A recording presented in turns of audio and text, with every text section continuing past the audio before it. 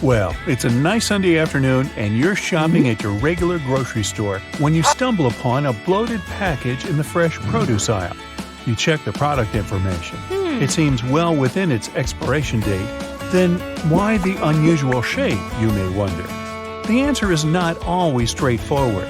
For some types of fresh products, such as meat, fish, or seafood, sometimes even salads and cheese, scientists came up with something called MAP, or Modified Atmosphere Packaging, to ensure that these types of products with a relatively short shelf life stay fresh for as long as possible.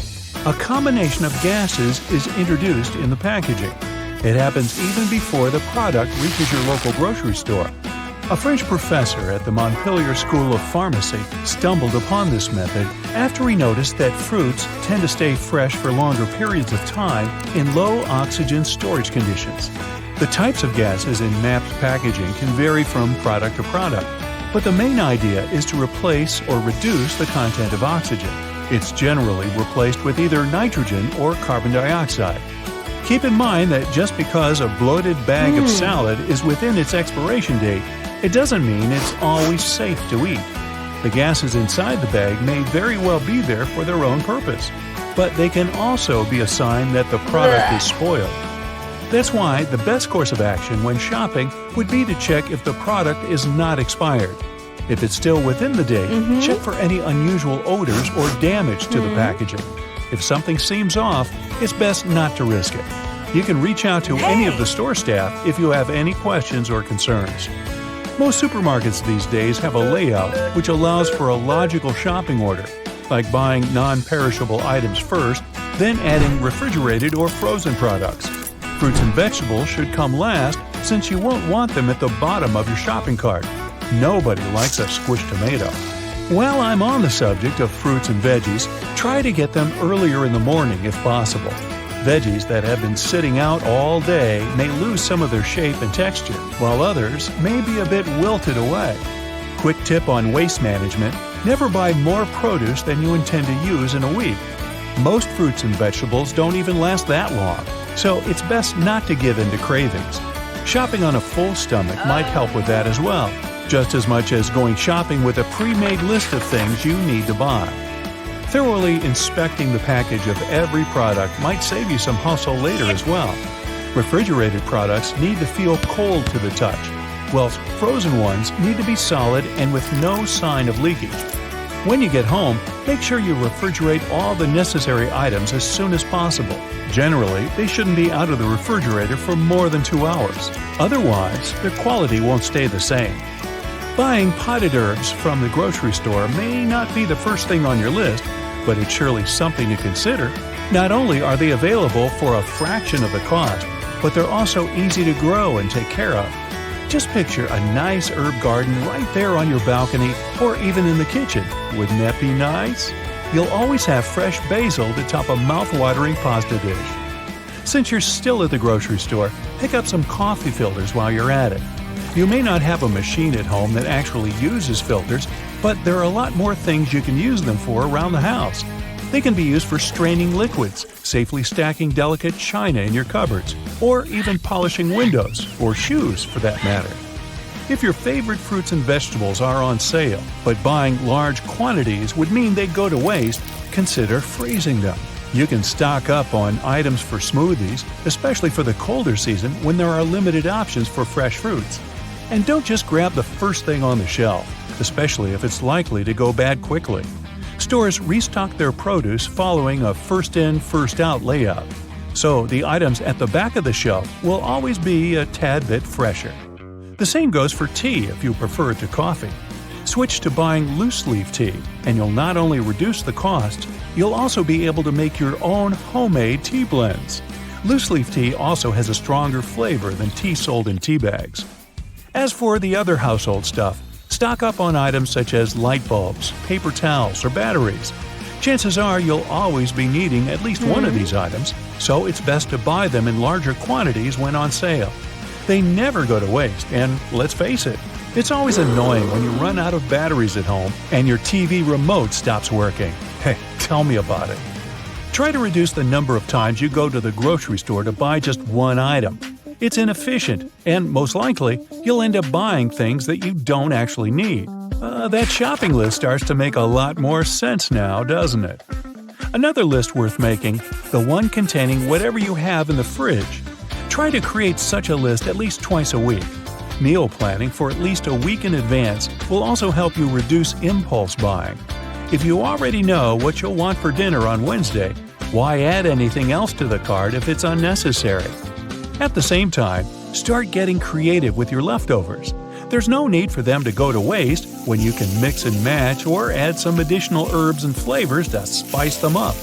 Store leftovers in transparent containers for added visibility, and don't be afraid to set out a leftover day during the week. It's also nice to look at them as ingredients rather than leftovers. Use extra leftover pasta or steamed vegetables for a frittata or an omelet. Blend together cooked vegetables with some tomatoes to create a pasta sauce.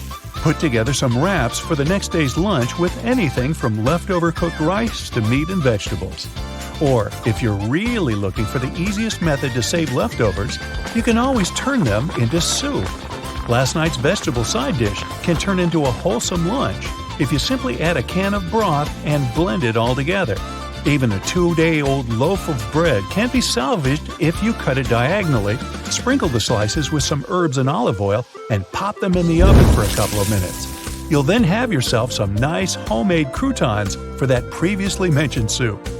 A little label know-how never hurt anyone either. Be on the lookout for ingredients you've never heard of or those you can't pronounce. An item that usually has more than 5 ingredients listed on the packaging should be avoided. Even the way you carry your groceries in the supermarket can affect how and what you buy. If you prefer baskets to shopping carts, you're more prone to impulse searches. That's what a study published by the Journal of Marketing Research claims. It happens due to the effort you put in actually carrying the items around.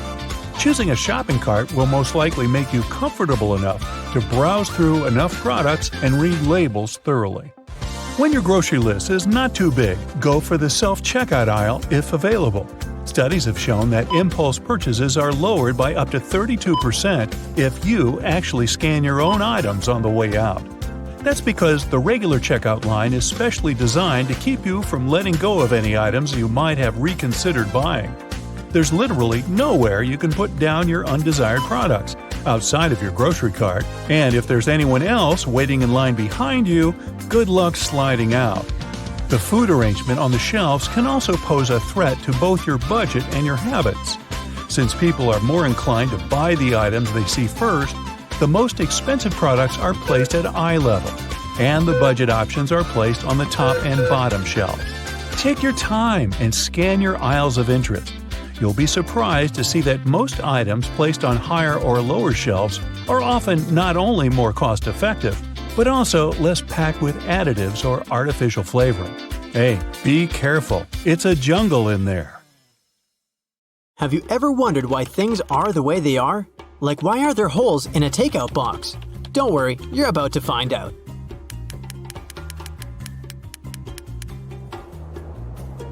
Beanies, with all those fluffy pom-poms, are easily the most important accessories of wintertime. Turns out the real reason why they or other hats have pom-poms was not to make a fashion statement in the past. One of the theories says that they were there to provide safety. French sailors used to wear hats with pom-poms so they wouldn't hit their heads on the walls or low ceilings and hurt themselves if they lost their balance in a rough sea. So it wouldn't be wrong to call pom-poms head bumpers. Ever notice those extra eyelets hiking boots have on their sides? One thing is for sure, even though it kind of makes sense, they're not there to provide ventilation for your feet so that they don't smell. They're there to prevent your shoes from moving and causing you to slip and fall while you're hiking, climbing, or descending a hill. When you're going on your next adventure, make sure to tie your laces through them to tighten your boots for a better fit. You're at a barbecue party with your friends. The host serves cold drinks and long neck bottles to everyone. You think to yourself, why do bottles have long necks anyway? There are 2 reasons for that. The first one is to reduce the cost of packaging. The narrower the neck is, the smaller cap you need, and the second reason is to make sure that your drink stays cool longer. When you hold the bottle from its neck, not its body, the heat coming from your hand won't warm up the rest of your drink.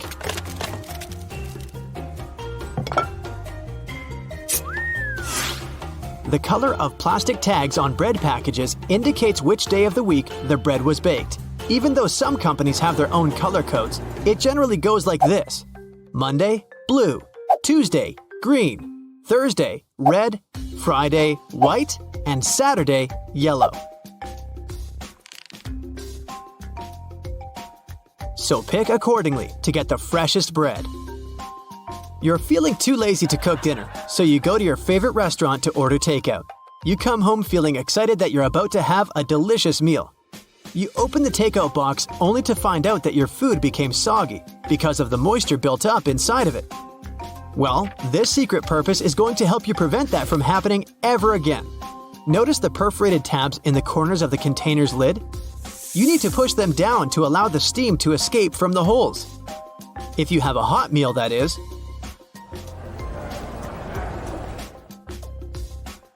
If you're one of those lucky people who have a dishwasher at home, you're going to feel even luckier once you learn what else you can wash in it.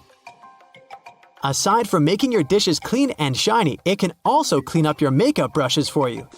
Just place them inside the silverware tray to remove all the dirt and excess product that built up amongst the bristles.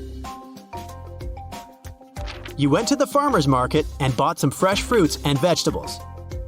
You want to wash the dirt off them, especially potatoes, before placing everything in the fridge. Don't waste your time washing them all one by one. Place them in your dishwasher and set it to the rinsing cycle with cold water. Don't use detergent for this, though. Are you one of the many people who use the drawer under their oven or stove as storage? Sorry to inform you, but storing skillets, cookie sheets, and muffin pans is not their purpose. It's called a warming drawer, and it's meant to keep your cooked dishes warm and delicious. So, if your guests are running late, just put that casserole you've made in it until they arrive. Keep in mind that not all oven models have this feature. Some drawers are for broiling, and some can indeed be used as storage. Check with the manual to make sure what yours is. Oranges, lemons, and avocados come in mesh bags most of the time. When you go back home from the grocery store, you probably throw those into the trash, don't you? But did you know that you can also use them as a pot scrubber? You just need to tie them up. Then you can get to cleaning those dirty dishes, pots, and pans. You can even turn them into single-use scrubbers for other kitchen appliances or your sink.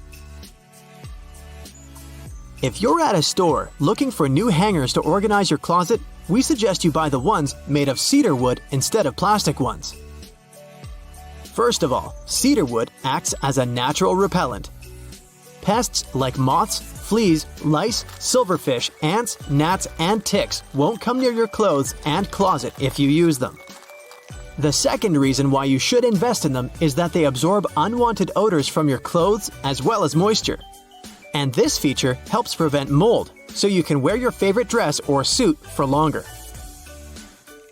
It's that time of week again, Taco Tuesday. You invite a couple of friends over to enjoy some homemade tacos, but even though you have the recipe for making tortillas, you don't know how to give them that perfect taco shell shape. Well, this hidden use might help. If you have a muffin tray at home, then you have all you need. Just flip it upside down and place the small tortillas in between the cups. Bon appetit! If you love sewing and making your own clothes, then you must be used to using those tomato pin cushions, which almost always come with a small strawberry tassel. But why is it there? First of all, you can push the needle you're currently using or your favorite one in there so that you don't need to search for it amongst the other needles all the time. And secondly, it's filled with emery, which will help clean and sharpen your needles once they go in there. Are you a Team Ketchup or Team Mayo? Ketchup fans must have noticed the number 57 on those Heinz ketchup bottles. That number is placed where it is on the bottle for a very specific reason. You must have struggled with getting ketchup out of the bottle at least once in your life, and at that moment, you probably tried shaking it until the right amount of ketchup fell onto your plate, right? Well, no need to do that anymore. Just firmly tap on the spot where 57 is written on the bottleneck, and you can get ketchup out of the bottle way quicker.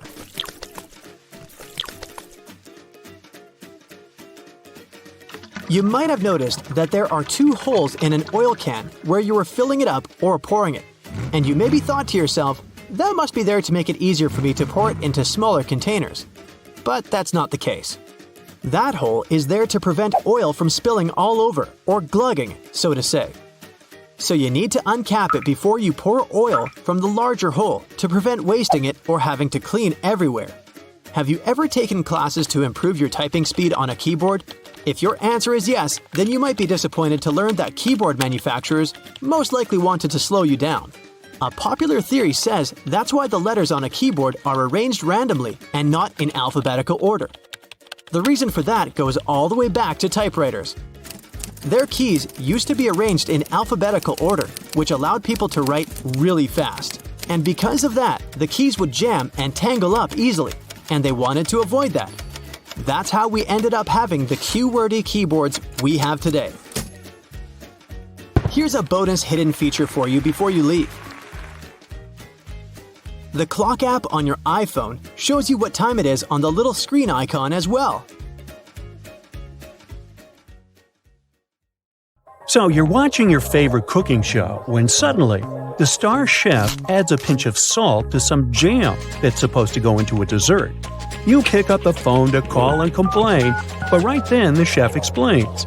It turns out that adding salt to fruit is a common thing in different cuisines across the world. Like in Mexico, they like to spice up mango and citrus fruits with salt and chili powder. You can try mango with a shrimp taste in the Philippines and salted watermelon in the southern states. So, how does it work? Well, let's say you're eating a raw mango sprinkled with salt. With the first bite, you notice the salty flavor, and the sweet fruity taste is then slightly delayed. It feels as juicy and amazing as ever. It's most likely because salt affects the sweet taste receptor for sugar, and then really magic happens on a molecular level. One study even found that we have more sugar detectors in our taste cells than scientists previously thought. One of those detectors must direct sugar to a sweet taste cell when it gets in contact with salt. You can try and put salt on any fruit you like, but the effect will be different. Salt can make sweeter fruits like cherries and strawberries even sweeter and balance the flavor of grapefruit, pineapple, and watermelon. Just take a ripe fruit and slice it the regular way and sprinkle the pieces with salt. Large, flaked sea salt might taste more intense, plus it looks more beautiful. After 10 minutes, your gourmet dessert will be ready. So, you need to chop up a heap of iceberg lettuce, but that tough core in the middle doesn't want to leave. Just hold the lettuce head in both hands with the core end down and slam it against a cutting board or some other solid surface, not your brother. Now you should be able to pull the core right out of the bottom and slice the rest of the lettuce without a problem. The next time you take butter out of the fridge and struggle to spread it because, it's hard as a rock, reach for your grater. With its help, you'll easily flake off tiny pieces of butter that will melt instantly on a warm toast. You can also spread them much easier on cold bread without putting your sandwich in the microwave or waiting for a while to soften the butter. Professional bakers approve of this tip and have been using it for a long time. When you're frying something, you first heat the pan and then put the food on it, right? Well, this logic won't work if you want to make your bacon crispy. On a hot pan, the meat will cook before the fat can melt out of it. Your bacon will be too fatty and rubbery. So you gotta lay the strips on a cold pan and then turn on medium-low heat. The fat will render out of the meat, and the final result will be super yummy and crispy. Have you ever tried boiling pasta in a frying pan? I know it sounds a bit weird, but it can actually help you save a lot of time, water, and energy. Instead of filling a huge pot with water and waiting for it to boil, put your pasta in a frying pan and cover it with cold water and add some salt to it. Your pasta will be cooking while the water is getting to the boiling point, so it'll be ready much faster than normal. And the water that's left in the pan will make an excellent base for a sauce because it's filled with starch. Mix it with pesto, tomato sauce, and garlic butter. It tastes like it's straight out of a gourmet restaurant. Now, the secret to cooking the most delicious and fluffy mashed potatoes is to dry them before you mash them. After boiling, you can either put them in a pot and leave them over low heat on the stovetop, or keep them in a baking sheet in a low oven.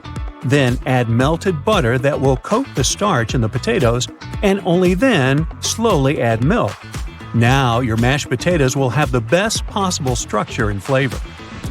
If you've shed enough tears over onions when trying to slice them, this one is a must-try for you.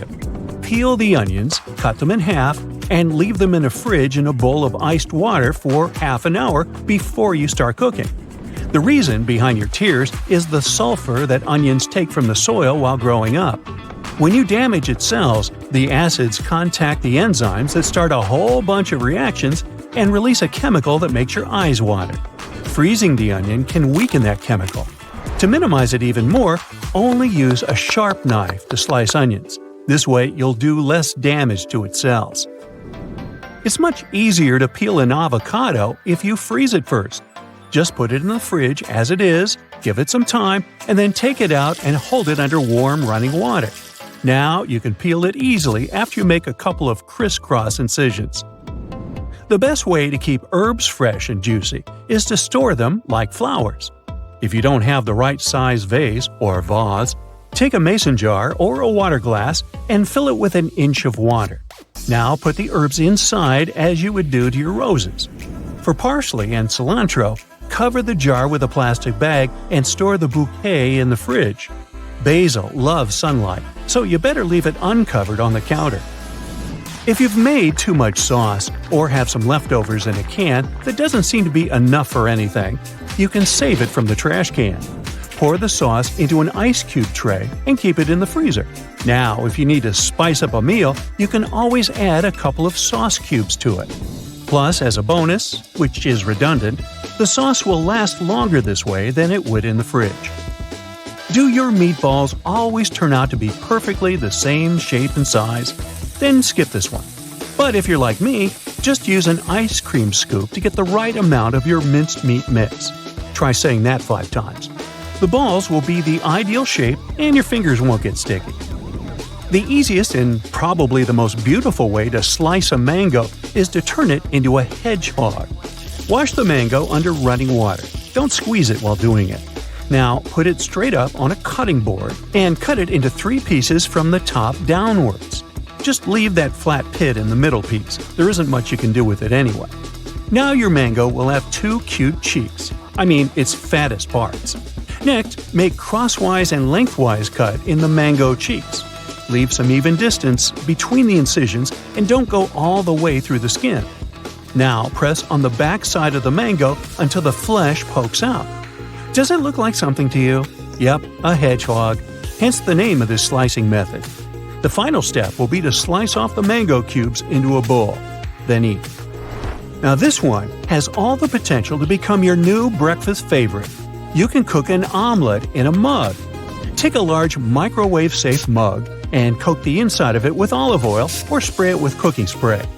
Add 2 eggs and 1 tablespoon of milk and mix them with a fork. Now add salt and pepper and any cheese, veggies, and herbs you like. Put it in the microwave on high for 30 seconds. Take it out, stir it with a fork, and then put it back for another 30 seconds. And voila! Your breakfast is served. Oh, be sure to use another mug for your coffee. Otherwise, you get eggs in your coffee, and nobody has a recipe for that.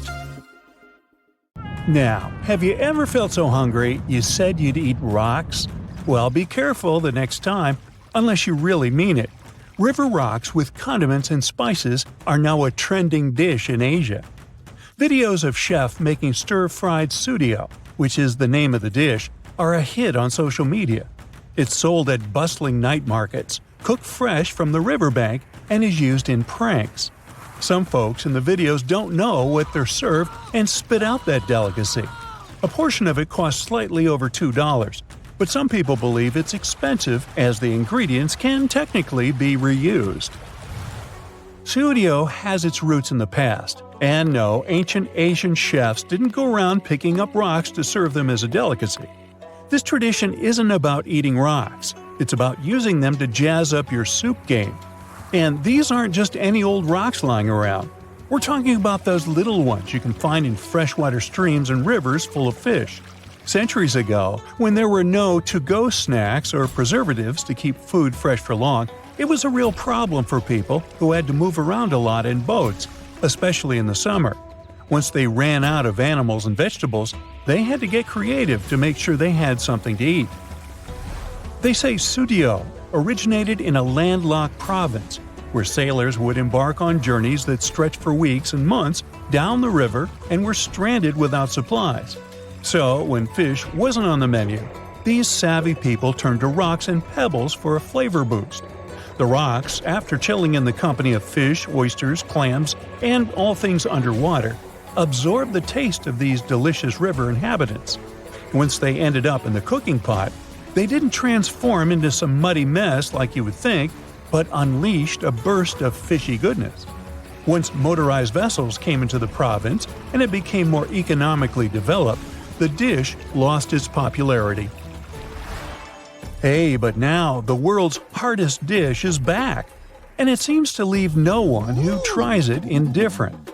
Some say it's the perfect snack for fitness fans, as it has 0 calories but comes with so many flavors. Others believe it's not hygienic, since you can throw the rocks back in the water and then take them out and cook them again. Whatever the case, the preparation process for this dish is quite a show. Ideally, you need to get fresh rocks for it right out of the river. If they stay out too long, they lose all the flavor.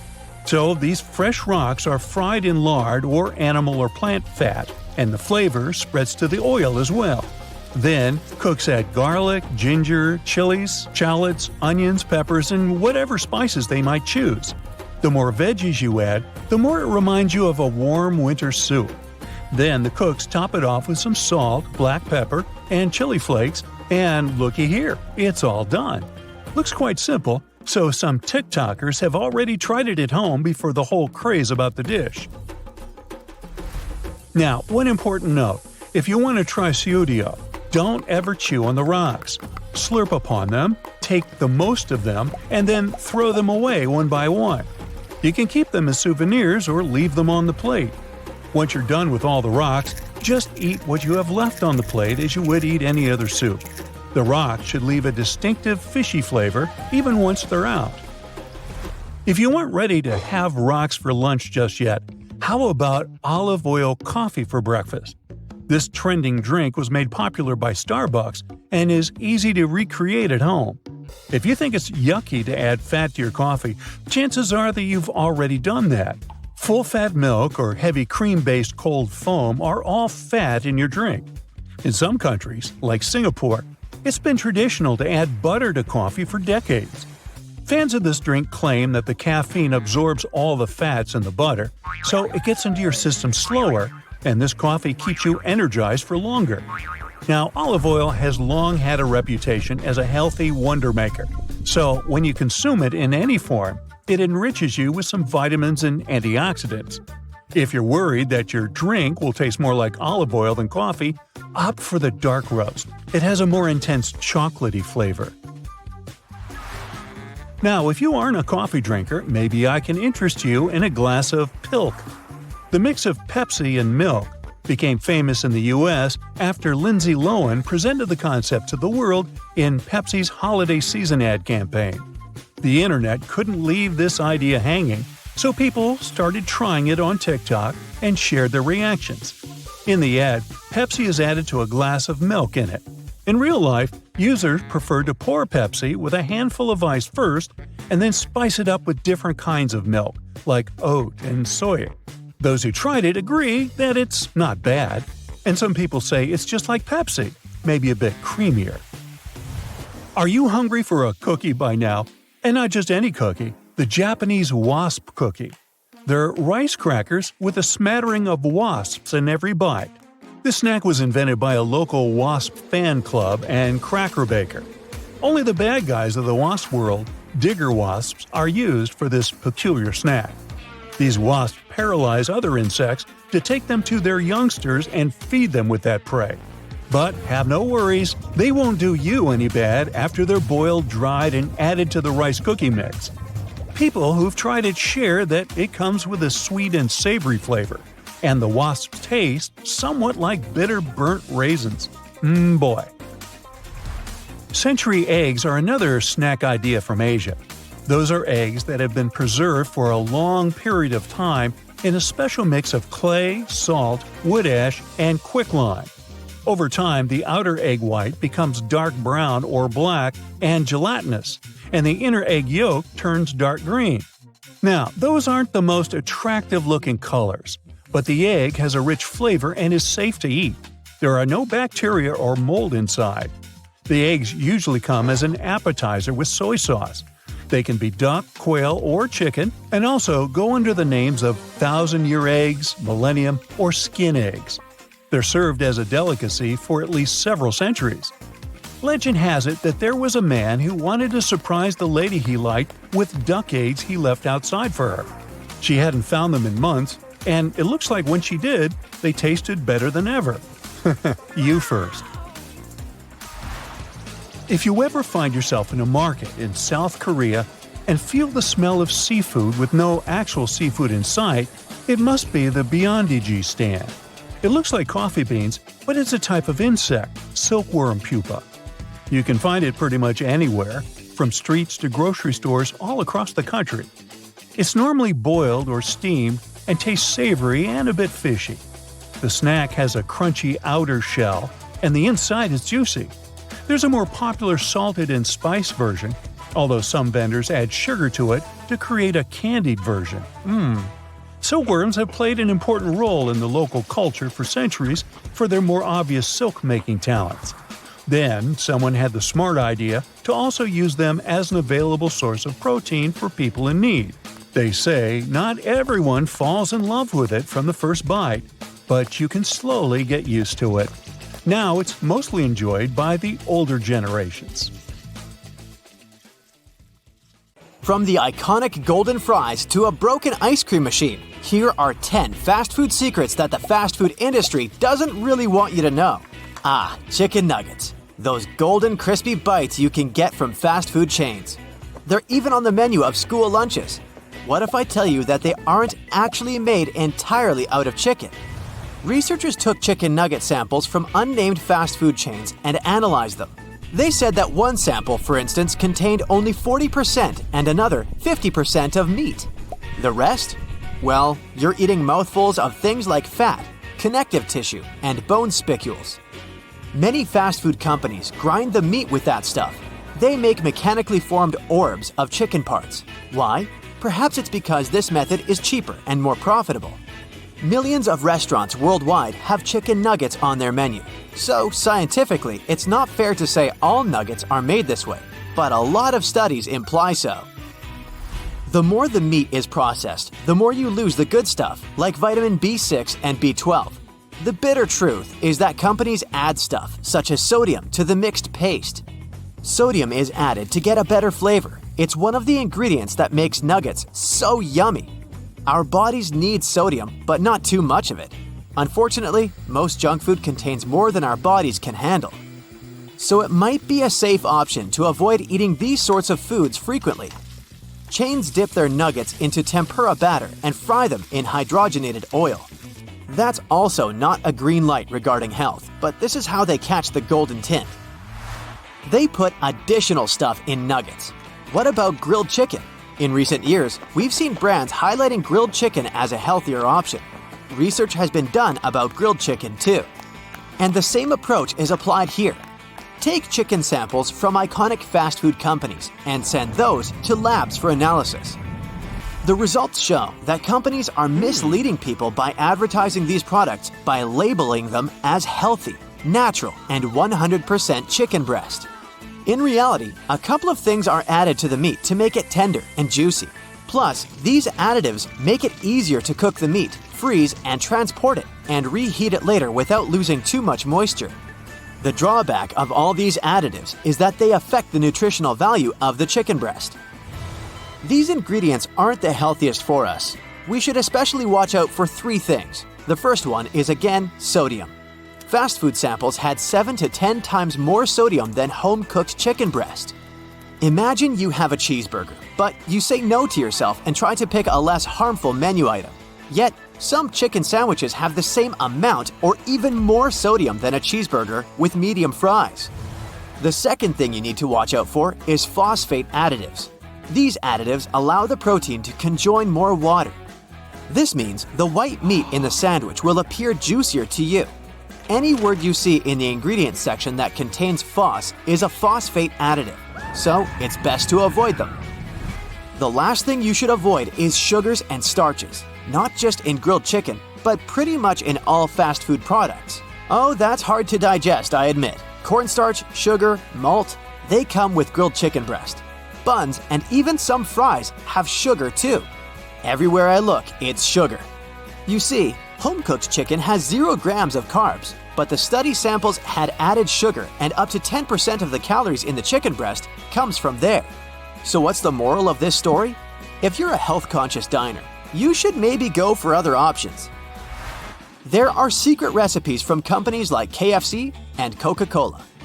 No company wants to share the ingredients that make their food irresistible, but with a little research, you can decipher many things. You want to know the secret of McDonald's fries? It's written on their website. They add beef flavoring to the frying oil. This may sound weird, but apparently, that's a known practice amongst chefs and restaurants. Duck fat has also been used as a flavor, for example, in high-end restaurants. I'm a fries lover, so I added another fact about fries. Sadly, they're even saltier than you think.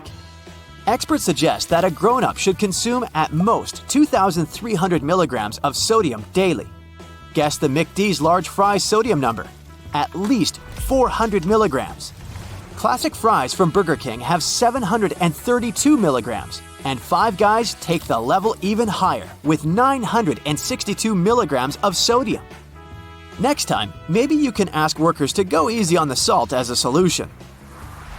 Picture this. You're in a hurry, but your tummy says, "Feed me, or I'll affect your mood and make life miserable for you." For a quick snack, you enter a fast food chain restaurant. You order your favorite burger. It looks and smells as if it's just been taken from the grill and served. Nope.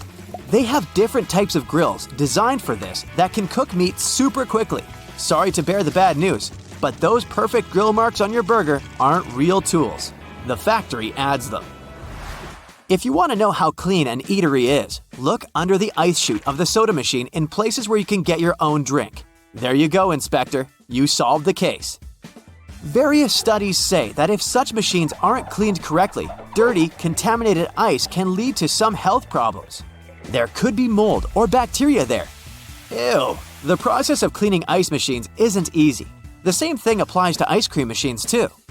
Rumor has it that those ice cream machines aren't out of order. Employers just cannot find time to clean them properly. Now, what's the best time to get a good and fresh meal? Here are 2 opinions, and they both have solid reasonings. The first team recommends avoiding ordering grilled food in chains from 7 to after midnight. Many former employees say that sometimes they had taquitos or hot dogs prepared at around 4 or 5 a.m., but kept waiting to serve them till around midnight. That's not healthy. The other team says you should order between 11 a.m. and 1 p.m. or between 6 p.m. and 8 p.m. to get the freshest meal.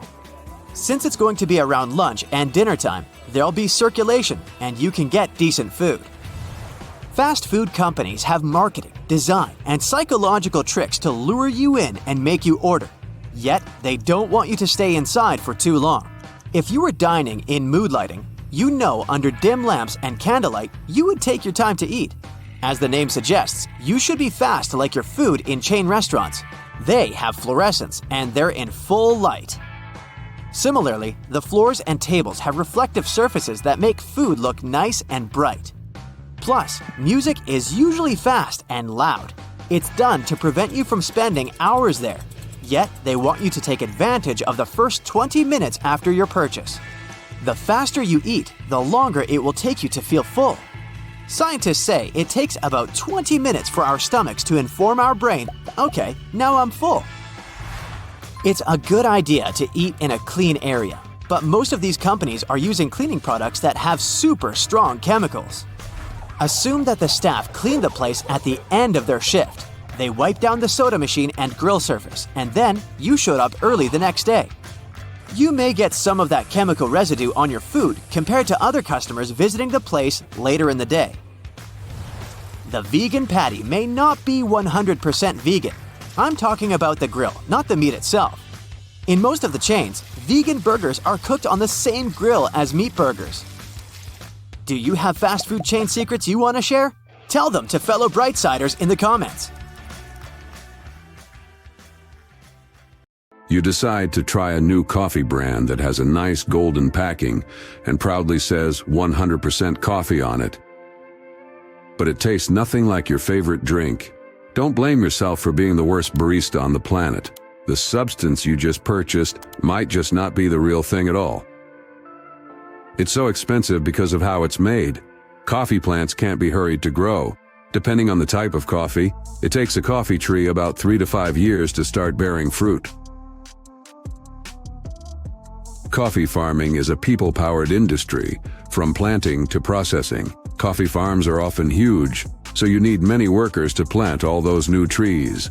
And it takes about 2,000 hand-picked Arabica coffee cherries to make a single roasted pound of coffee. If you want to get the best out of the variety of options, don't fall for labels saying 100% pure coffee. If it doesn't say 100% Arabica, they must have mixed in cheaper Robusta beans, which can make your coffee taste bitter. Check the roasted on date for freshness, not the best by date.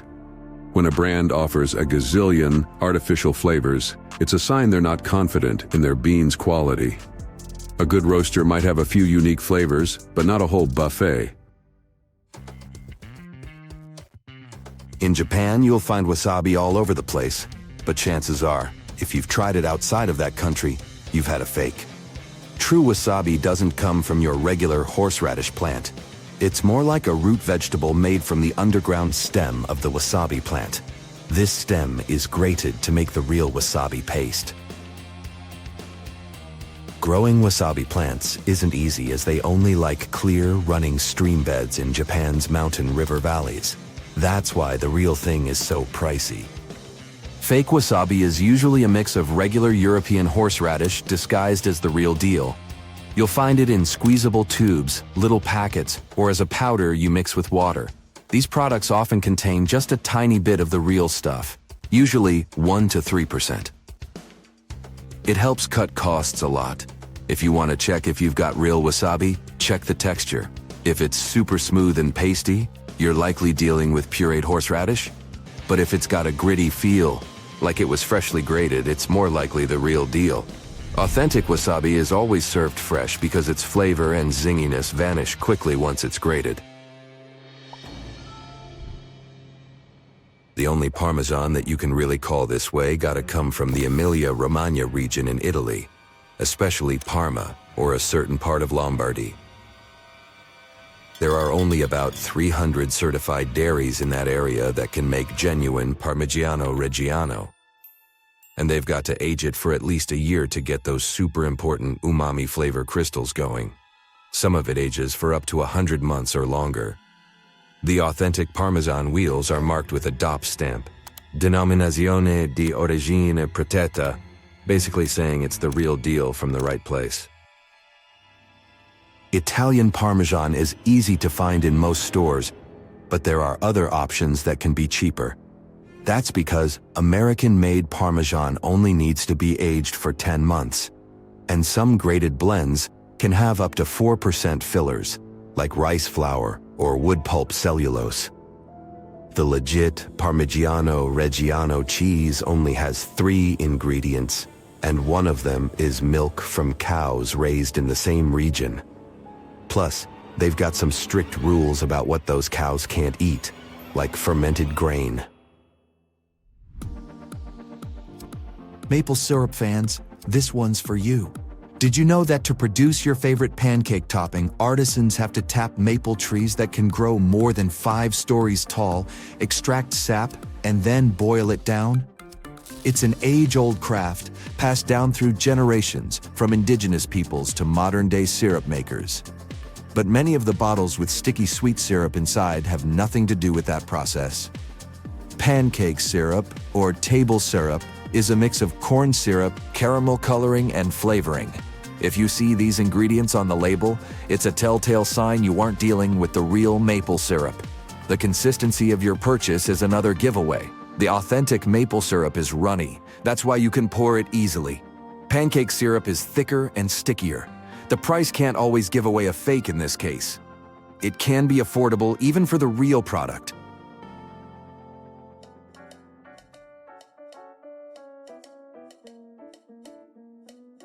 Another item that often gets counterfeited is designer bags. To make sure you're buying the real thing, give that purse a good feel. If it's supposed to be leather, it better feel and smell like it. Counterfeiters often skimp on quality materials. Check out the zippers, buttons, or any metal parts. They should feel solid, not lightweight or cheap. And of course, no chipping allowed. Look closely at the seams. Sloppy or uneven stitching is a big red flag. The inner lining is another giveaway. Feel it and make sure it matches the brand's quality. Pay attention to the brand logo. Authentic ones are all about the details. The same goes for the label inside the bag. Get familiar with how it should look so you can spot any slip-ups. Check the number and placement of pockets. Each model has its own design. If it doesn't match up, something's fishy. Shady dealings with extra virgin olive oil date back to ancient Rome. Back then, tricksters would sell low-quality oil or mixes under the fancy Evo label.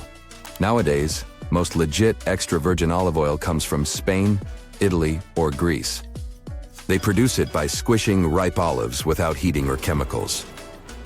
Good Evo might cost you around $10 for a 17-ounce bottle. Fraudsters have gone undercover amidst real producers, making it tough to spot the fakes. But you have more chances of finding the real thing if you avoid blend or light varieties on the label. Check the pressed-on date. It should be less than a year old since the oil loses its fruity vibe after a couple of years. If there's a harvest date and details like the producer's name or olive type, it's likely legit. Some high-quality oils note the free fatty acidity, FFA, level, which is a good sign. Don't automatically trust fancy packaging or high prices. Even an expensive bottle can be past its use-by date.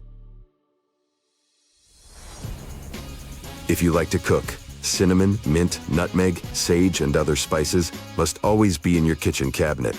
But you can't be sure you've got the real thing unless you're prepared to pay a hefty price for them. When you break it down by the pound, some of them, like vanilla and saffron, are as pricey as precious metals like silver and gold.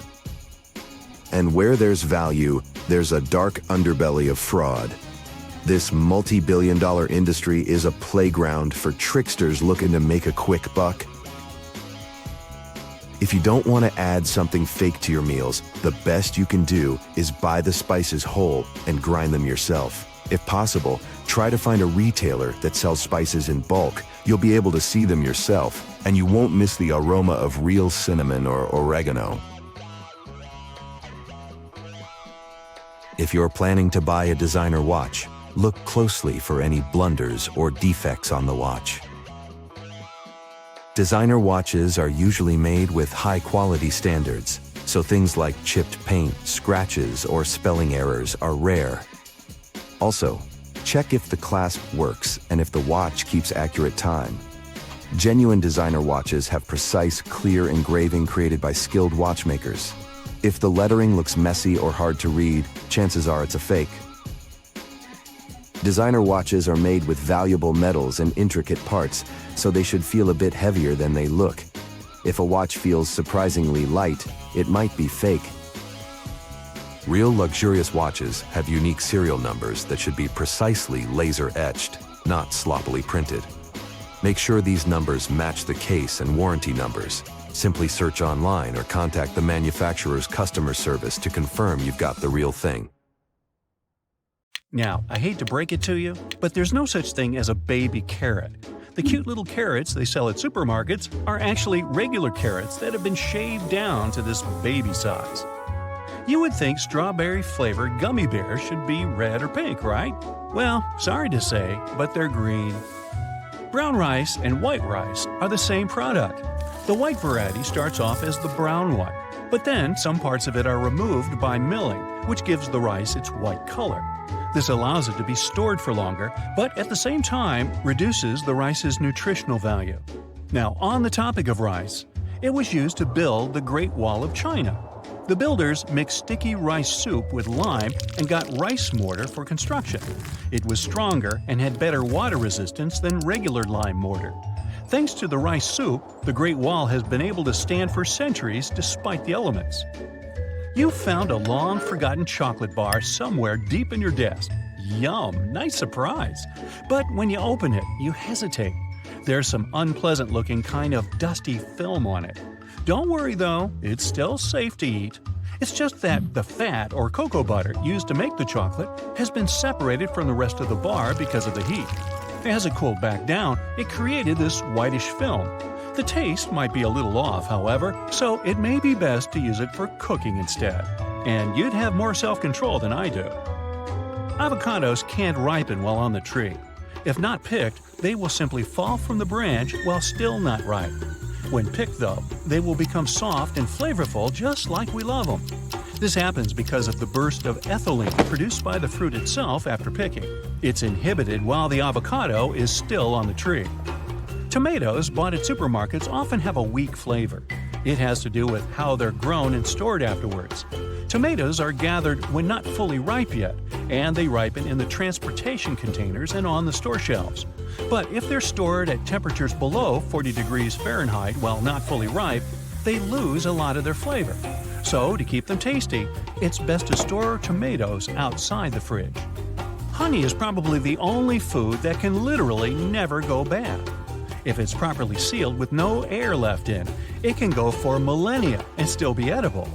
The oldest pot of honey ever found was 5,500 years old, next to the mummy of Winnie the Pooh. Nah, not really. While dark and milk chocolate raise no questions, their white sibling isn't chocolate at all. It doesn't contain any cocoa powder, which makes chocolate, well, chocolate. The white variety is made of cocoa butter mixed with sugar and flavoring, usually vanilla. Peanuts are closer relatives to peas than to nuts. They're legumes, the type of plants that includes peas, chickpeas, and beans. Cashew nuts aren't nuts either. They're seeds that are collected from pretty large fruits. The same can be said about walnuts, almonds, pecans, and pistachios. When you buy some sushi rolls with crab meat, what you get is no crab at all. The red and white stuff is what is called imitation crab, and it's basically paste made of fish. Its other name is surimi. By the way, sushi was originally a way to preserve fish. It was stored in fermented rice, which could keep fish fresh for up to a year. And after that, the rice was thrown away while the fish was cooked and eaten. If you get all tearful while cutting onions, there are several ways to avoid that. One is put the onion in the freezer before cutting it. That will freeze the molecules of the chemical that makes you cry. Another method is washing the onion in cool water just before cutting it. The cold and moisture left on the onion will not allow the tearful chemical to get in your eyes. And the third way is to put a wet paper towel next to your cutting board. The chemical gets attracted to the nearest water source, which is usually your eyes, but in this case, it'll be the towel. Now, the vast majority of wasabi we eat isn't actual wasabi. The real thing is very expensive. So what we get is just a mixture of horseradish, mustard, and green food coloring. Be careful when you eat fresh pineapple because it can literally eat you back. It contains an enzyme that digests protein. That burning sensation you get when you've eaten a bit too much pineapple, that's it. Mac and cheese used to be a really fancy dish back in the 18th century US. Pasta could only be imported from Italy, which made it expensive, and the process of making cheese was time and effort consuming. It didn't make the product cheaper either. Only the wealthiest could afford a plate of mac and cheese, and it was served in the fanciest restaurants as a delicacy. Oysters, lobsters, and pretty much any other seafood, on the other hand, were considered food for the poor back in the day. Seaside communities fed themselves with what they could catch in the sea, and that included mussels, crabs, and a lot of other stuff we consider delicacies today. Wow, I think if I ate mac and cheese with lobster right now, my head would explode. Back to rich food. In medieval times, fish was considered a gift fit for a king. English monarchs were known to be presented with huge pikes. And even before that, in the Roman Empire, fish such as red mullet was a delicacy that emperors paid for with large amounts of gold. Farmed salmon fresh is naturally gray. Wild fish eat a lot of shrimp, which makes their meat that trademark pink-orange color. The farm kind is fed with a special plant pigment for the same effect. The inventor of petroleum jelly, Sir Robert Cheesebrough, claimed to eat a spoonful of Vaseline every single day. He also asked his nurse to cover him head to toe in the stuff when he fell seriously ill.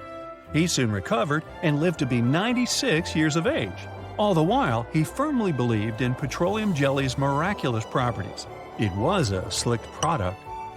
Oranges actually gave their name to the color we now know as orange.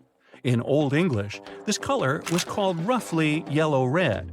Only when the fruit became widespread across Europe, the word that signified their color appeared. If you want to take a closer look at a beehive, make sure you don't have any bananas on you.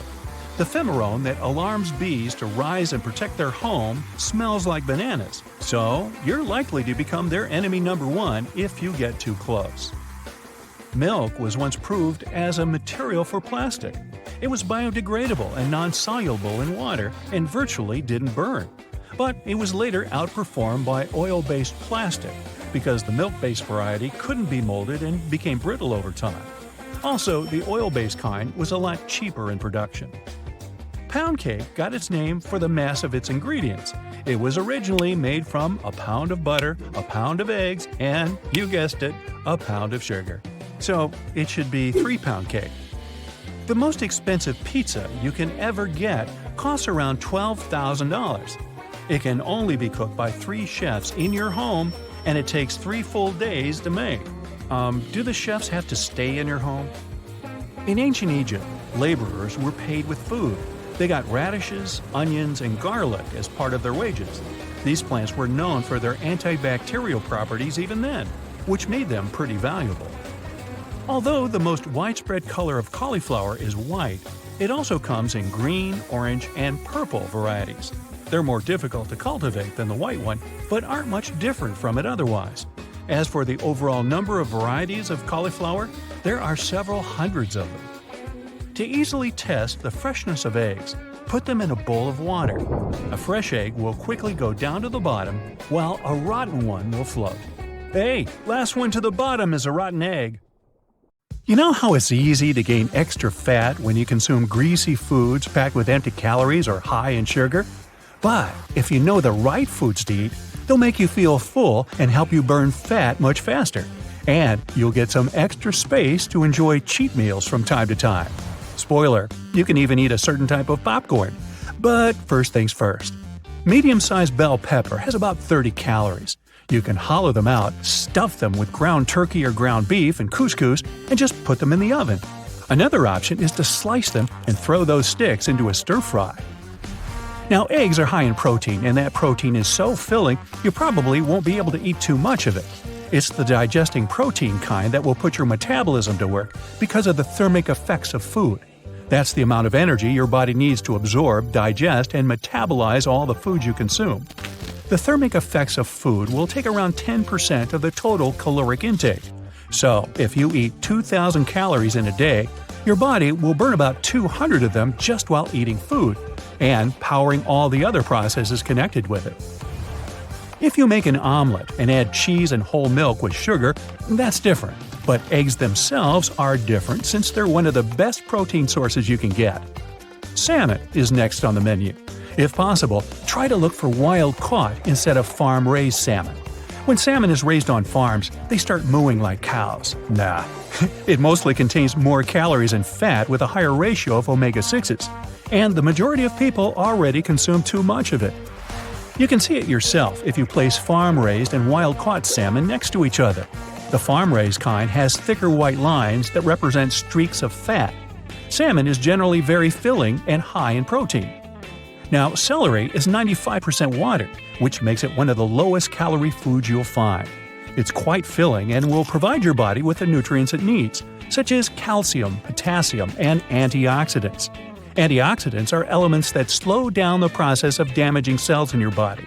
It produces free radicals and unstable molecules as a reaction to your outer surroundings. They're guilty of cell damage, so your job is to balance your diet to keep your body safer.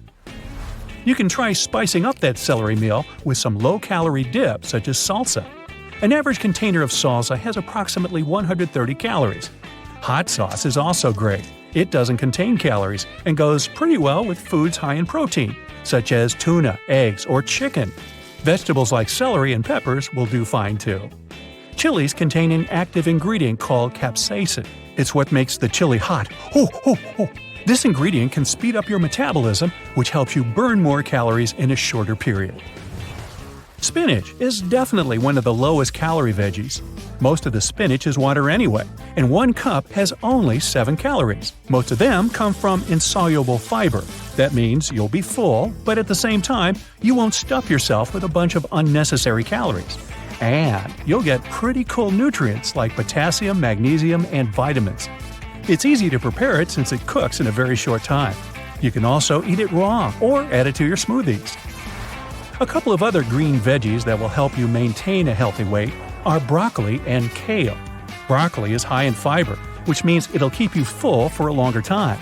You can steam it or eat it raw and serve it as a great side dish. It has 31 calories per cup, and kale has 33. Now, believe it or not, humans have most likely been eating kale for the past, 3,000 years. Writings from early Rome mention leafy green plants that likely included kale, too. It's packed with vitamins A, C, and K and grows best in winter and fall in cooler weather, so store it in a cool place. Kale is also great for smoothies if you like the taste of it when it's raw. Another option is to spray some kale leaves with a bit of olive oil and bake them. Now, any cauliflower fans out there? Yup, it's not something you'll probably crave, but it has only 27 calories per cup, so it's a good choice when you're running out of dietary ideas. If you're not a fan of raw vegetables, you can always steam it and flavor it with spices and herbs or a little bit of lemon zest. You could also bake it. Cauliflower is great when you need an alternative for high-carb side dishes like rice or potatoes. You can slice cauliflower into small pieces and cook it on a frying pan or boil it and make mashed cauliflower. You can add a bit of butter to it because it's a low-calorie food that leaves you some space to cheat. Cauliflower is a great choice when you want to make a low-carb pizza too. Really, it's good. How about adding more soup to your diet? It's at least 90% water, and the rest depends on the ingredients you prefer. You can make it out of healthy, nutritious vegetables and combine it with foods high in protein like chicken, fish, beef, mushroom, tomato soup. If you make a creamy soup, you'll be full, so you'll automatically want to eat less and won't be able to eat that much heavier food. Zucchini definitely deserves to be on this list. It's low in calories, and you can also prepare it in so many ways. Zucchini pasta, noodles, baked zucchini fries, the list can go on. It can be an excellent replacement for pasta dishes, especially if you have a spiralizer that will help you make it nice and thin. The most flavorful ones are usually small to medium-sized. Although most people consider it a vegetable, zucchini comes from seeds and grows on the flowering part of the plant. That means it's technically a fruit. Avocado is a nutrient-dense food you can easily add to whichever recipe. It's full of good fats, almost 80% of its calories come from fat, and it's a fruit, not a vegetable. The darker its skin, the riper the avocado. And if you want to speed up the ripening process, just put your avocados in a paper bag with ripe bananas. The ethylene gas bananas produce will make your avocado ready to eat faster. You can fill avocado halves with salsa or sprinkle slices of it with some sea salt. Chicken breast is one of the leanest sources of protein you can have on your diet. It goes perfectly with some of the vegetables from the list when you want a light, low-calorie meal that will help your muscles recover and provide your body with protein. Healthy snacks are real. Nuts are one good example. They're a great source of healthy fats and protein, which means they'll help you stay full longer. Take a handful of pistachios, almonds, hazelnuts, or macadamia nuts instead of chips, French fries, and other junk food. To make them last longer, take nuts in shells. If you're craving some light and nutritious, but at the same time refreshing snack, take a cup of frozen grapes. It will satisfy your sweet tooth without adding too many points to your calorie intake. If you're not a fan of grapes, try frozen bananas. If you like to munch popcorn while watching movies or your favorite TV show, don't worry, it's also on the list of low-calorie foods. This snack will make you gain extra body fat and weight if you eat too much of it, of course, especially if you choose a package with a lot of added butter. But if you take a regular corn package you can prepare at home without too much oil and butter, you're good. Popcorn contains a lot of fiber, which means it's hard for you to eat too much of it. And it's definitely easier to overeat stuff like potato chips than healthier snacks such as popcorn. Now, a single serving container of Greek-style or some other low-fat yogurt is another option for you. It's an easy, ready-to-go snack you can combine with frozen or fresh fruit, ground flaxseed, or even reduced-fat granola. Watermelon contains more than 90% water. Foods with a higher percentage of water are in most cases low in calories and quite filling, so you probably won't eat too much of it. 1 cup of watermelon has less than 50 calories. Bonus, it'll help you stay hydrated during hot summer days. Speaking of foods that are mostly water, here's one you can eat in big amounts and add to your salads: cucumber. Vitamin A, beta-carotene, fiber, you get it all. And all you need is to slice the cucumber and sprinkle it with some salt. And here comes the best part. Even if you slip up from time to time and treat yourself to something you really like, it shouldn't do you much bad as long as you stick to a healthy basic diet. Got that? This creature first appeared on our planet around 1 billion years ago. It thrives in damp environments and can survive pretty much anywhere. It might be in your basement as we speak. I think you've already guessed I'm talking about mold here. It's a type of fungus that spreads through tiny particles moving through the air. These spores are like the seeds of a plant, although they're much smaller. Sometimes they cling onto clothes or animal fur and travel long distances unnoticed. They can survive even in some unfriendly environments and start growing when they land somewhere with enough water, food, and oxygen. Mold comes in all colors of the rainbow, and each color stands for a certain type of mold. You can usually find red or orange mold outdoors. The pink variety likes to reside in bathrooms on shampoo and soap residues. Black and green mold are the types you're most likely to meet in your house. Unlike plants that use photosynthesis, mold grows on materials it can digest. Even one tiny mold spore is powerful enough to harm several people. But there are over 100,000 different types of mold in the world, and not all of them are dangerous to you. Ugh, you just noticed something green on your sandwich, but only a small part of it is infected, so maybe you can just cut it off. Nope, it won't work out. The tiny greenish spots you see are on the surface, and you can spot them with the naked eye, but there's more hiding inside the bread.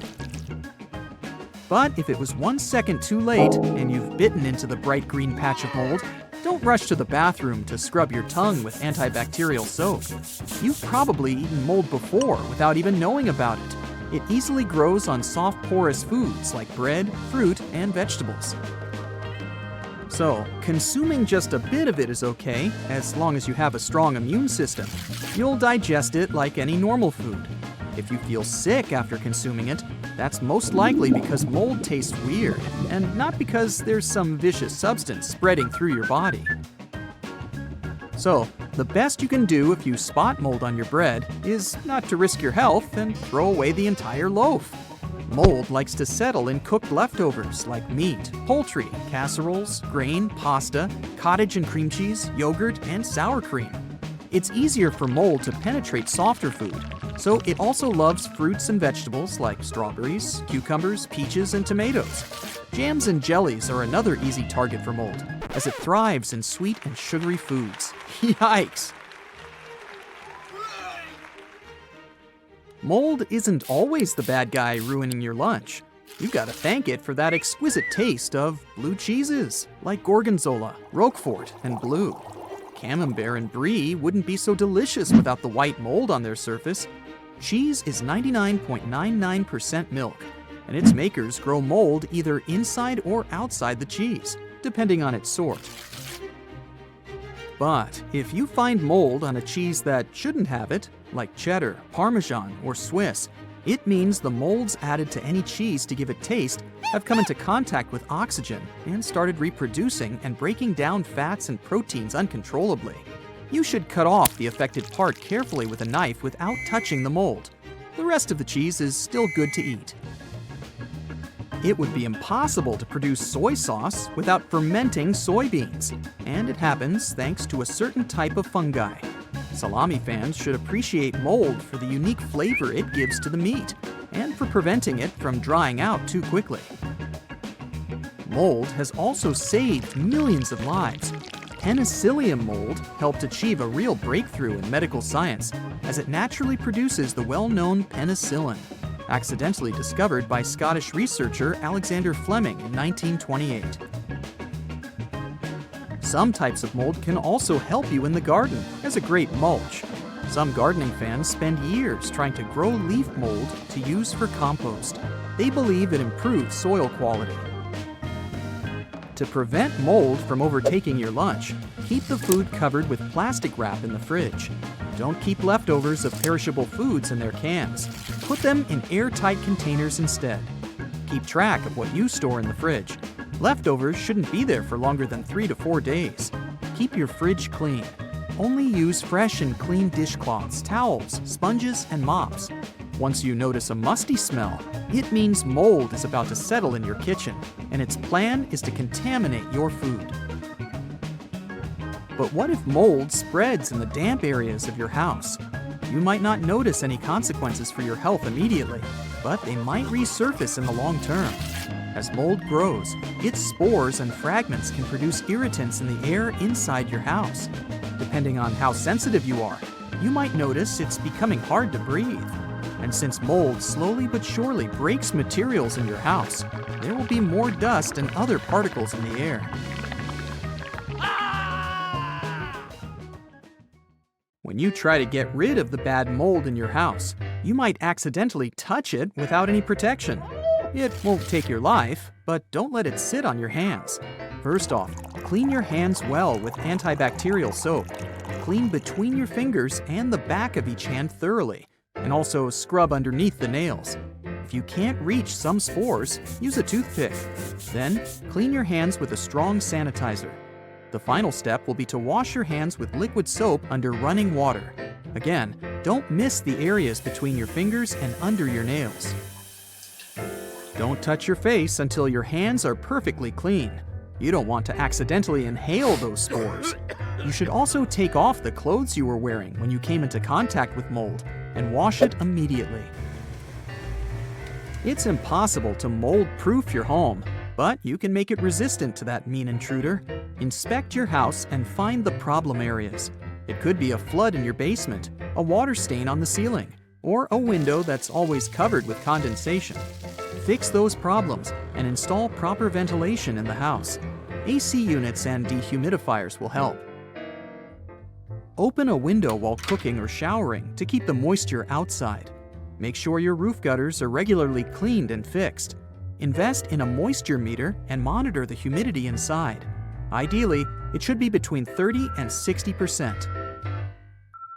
Always remove wet clothes from the washing machine unless you want to share your garments with mold. The best you can do is hang them to dry outside in fresh air and wait while they get completely dry before putting them in your wardrobe. Empty and air out drawers and closets you rarely open every now and then. Never leave the bathroom floor and walls wet after you take a shower. And clean your house regularly. Then nasty mold won't have a chance. The moist soil in your houseplants is every mold's dream. To save them, don't overwater them and let fresh air circulate in the room where your plants live. If you see mold is starting to grow on your plants, mix 2 tablespoons of white vinegar and some water in a spray bottle and apply the mix to your plants. You can also do the same thing using a tablespoon of baking soda. There's a common myth that bleach can help you get rid of mold. In reality, it will only help you remove the visible part, but the spores will survive and keep spreading. Depending on what you do for a living, you may also meet mold in your workplace. Poorly ventilated spaces, greenhouses, farms, and even bookstores and libraries are in the risk zone here. paper contains cellulose, and it's a perfect food source for some types of mold. Old books that have been stored in a humid room for many years could be hiding millions of mold spores. The rules to protect yourself in a workspace are pretty much the same as for your house. Clean it regularly, dry damp surfaces, and if it's impossible, wear protective gloves when you have to come into contact with mold.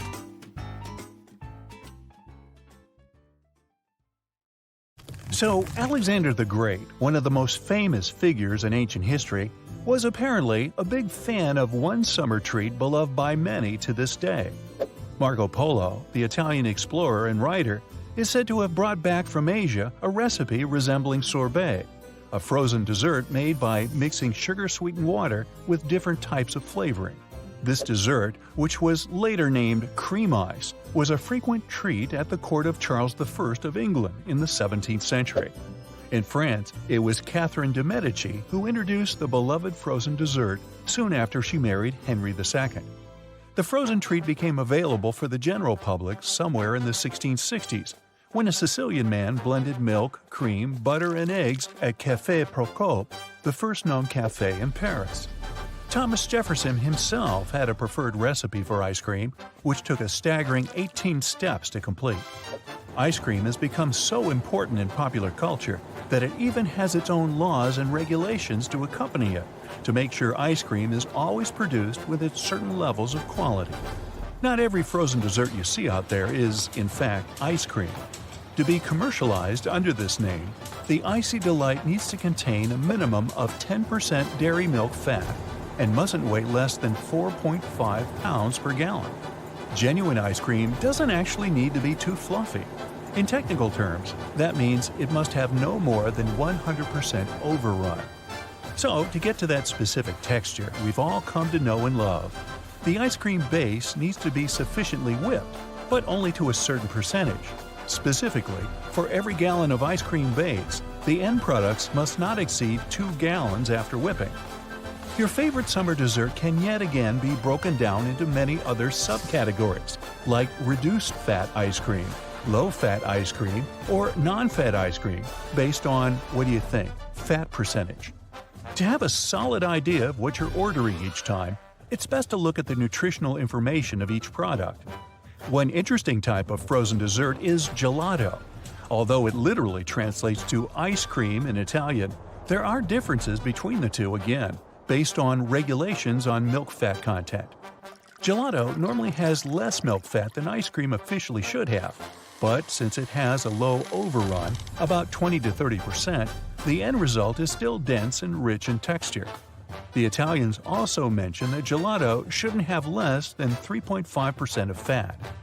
If this doesn't seem complicated enough, the French also bring their own twist to the dessert. French ice cream, also known as frozen custard, apart from the standard ingredients, also needs to have eggs added to the mixture, with no less than 1.4% egg yolk. You've probably mislabeled many other food items, like say raspberries, as they're actually a member of the rose family, along with cherries, apricots, plums, pears, apples, peaches, or blackberries. They are added to this category based on their flowers. They bloom in 5 equal petals arranged around a central core. Bananas are considered berries, while strawberries aren't since they belong to the same rose family. We also share about 50% of our DNA with bananas, which explains why both bananas and certain attractive people can both have appeal. Another common misconception: white chocolate isn't actually chocolate, since it doesn't contain any chocolate solids. It's made only from a mixture of sugar, milk products, vanilla, lecithin, and cocoa butter. Parents all over the world don't try to convince their kids to eat broccoli for no reason. On a calorie-by-calorie basis, it turns out that broccoli has nearly as much protein in it as a steak. Now, I'm not convinced parents actually know that, but given the low fat content, broccoli has many other health benefits as opposed to meat. We now see it as the mandatory companion for fries, but at some point in time, ketchup was actually considered to have healing properties. In the 1880s, a doctor based in Ohio indicated that tomatoes could help treat digestive issues, publishing a ketchup-like formula that was later transformed into a pill. Hey, you want to have a pill with those fries? Speaking of French fries, it turns out one of the most popular side dishes in the world isn't actually French. Potatoes served this way actually originated in Belgium, but they're called that because of how they're cut, and maybe also because the name Brussels sprouts was already taken. I'm almost certain there's a jar of peanut butter somewhere in your cupboard, but I'll bet you didn't know how valuable it actually was, and I'm not talking about peanut butter and jelly sandwiches. Studies have shown that Americans go through enough peanut butter to coat the floor of the Grand Canyon each year. Just to be a bit more precise here, that's about 500 million pounds. Hey, if somebody did that on YouTube, I'd watch. The pink coloring of salmon isn't always like that by default. Wild salmon is pink due to a large amount of shrimp they consume natively. Farm-raised salmon, however, is generally white, so producers need to add plant-based pigments to get that light pink hue. Carrots weren't originally orange either.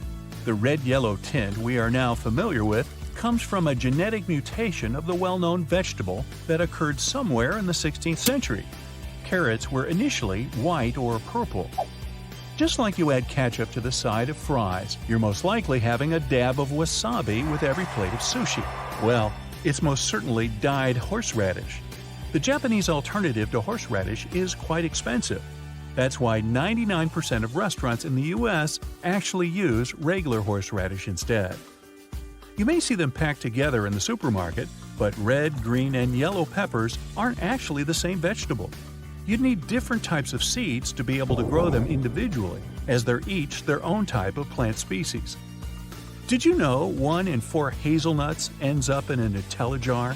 The creamy spread is so popular that scientists are looking into ways to grow hazelnuts in labs to counteract the global shortage.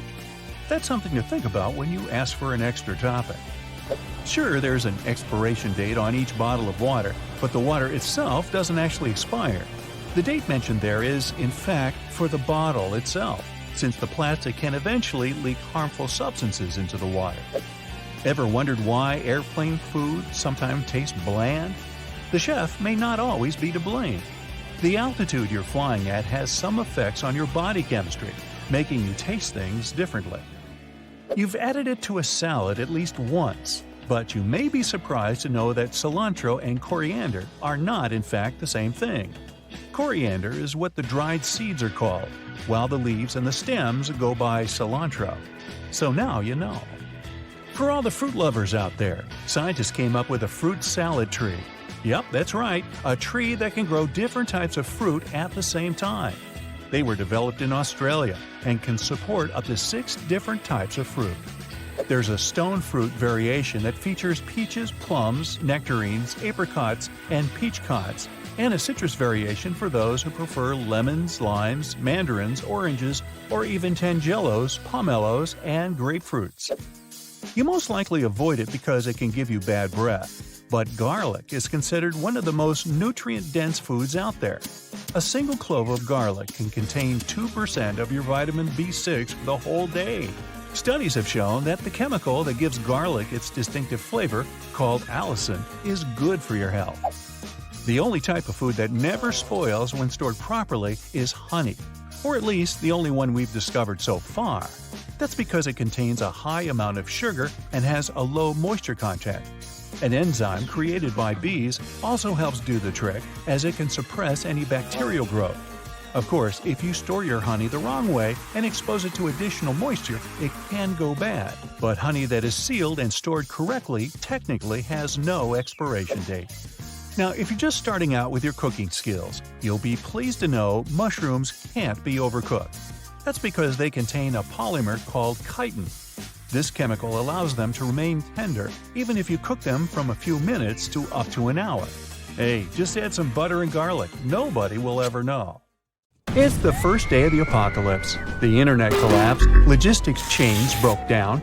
Outside your house, the world is living and breathing chaos. You need to think fast.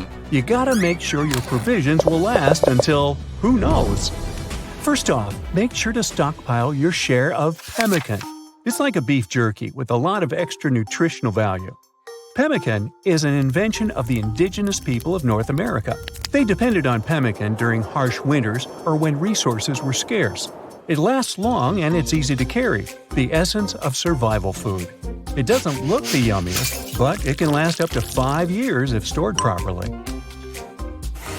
This pemmican stuff is kind of perfect for the apocalypse, since it will give you a highly nutritional meal. A 2.2-ounce bar will give you around 300 calories, but here you get 3 for the serving of 1, dried meat, berries, and even sugar. And you won't have to eat a lot to feel satiated, since it gives your body an array of nutrients, from proteins to carbohydrates. I know you'll miss them, but don't grab those chocolate chip cookies you love. You need an alternative called ship's biscuits, but you can't find them in the supermarket. You gotta bake them yourself. These were literally the cookies that sailors ate during long voyages at sea. A ship's biscuit can go a lifetime without going bad. There are records of biscuits that lasted over 80 years. The deal is that when sailors went to sea, they didn't know exactly when they would set foot on land again, so they needed to be ready food-wise, or else they could, starve. Bakers came up with this simple recipe. These cookies are mostly made out of salt, flour, and a bit of water. But the secret here is that the slow baking method takes all the moisture out of it. The little holes on top help to get the moisture out during the cooking process. A medium-sized person can survive on 8 ship's biscuits a day. But there was a downside. These cookies were so dry that one might break their teeth while eating them. And extra attention is advised since there could be bugs hidden in the holes on top. So, before munching on those cookies, make sure to shake the pests out of them. Ever heard of a soup you can carry around? Well, portable soup is an ancient secret that needs to make this list. Portable soup is hard and condensed. It's a type of solidified broth, like a bouillon, made essentially of meat. You need to cook it slowly, with any type of meat high on collagen. While cooking the meat, it will release its taste in the water in the pot. After about 18 to 24 hours of reduction, you'll get a gelatin-like nutritional substance. When this cools down, it turns into a plaque that you can cut down into smaller tablets. To eat it, you just need to find some hot water and put the meat tablet inside of it. It would release all the condensed nutrients in it, giving you a warm, hearty, and highly nutritional meal. If you attempt to risk your life and go outside to buy provisions, don't forget white rice. This variety of rice can maintain its nutrient content and flavor for up to 30 years. White rice is better than other varieties, such as brown rice, because of their natural oils. Now, let's say it's been a year into the apocalypse. You've gotten used to your new lifestyle at this point. You go outside to hunt for some fresh meat, but you run into a bear. But since your nutrition is up to date, you have all the energy you need to escape it, and you can thank kamut for that. This ancient grain contains up to 40% more protein than modern wheat, and it's richer in zinc, magnesium, selenium, and healthy fatty acids. It's not called high-energy grain for a random reason. It's easy to digest and provides more energy than regular wheat. Quick thought here. While we're speaking about survival food, we're not just thinking about things to fill your stomach. We need to think in nutritional terms as well as psychological ones, which means Jell-O. It may sound superficial, but don't underestimate the need for comfort food during the end of the world. Since it's made out of an industrialized powder, it lasts for a pretty long time. Plus, it's a source of collagen. This will help your bones to remain sturdy. Make sure your pantry has salt and sugar. Salt has been used since humans discovered it helps to preserve the shelf life of meat and stuff. That's why Egyptians used it in their mummification processes, so it would slow down the decaying process. Now, sugar can be stored for an indefinite period of time.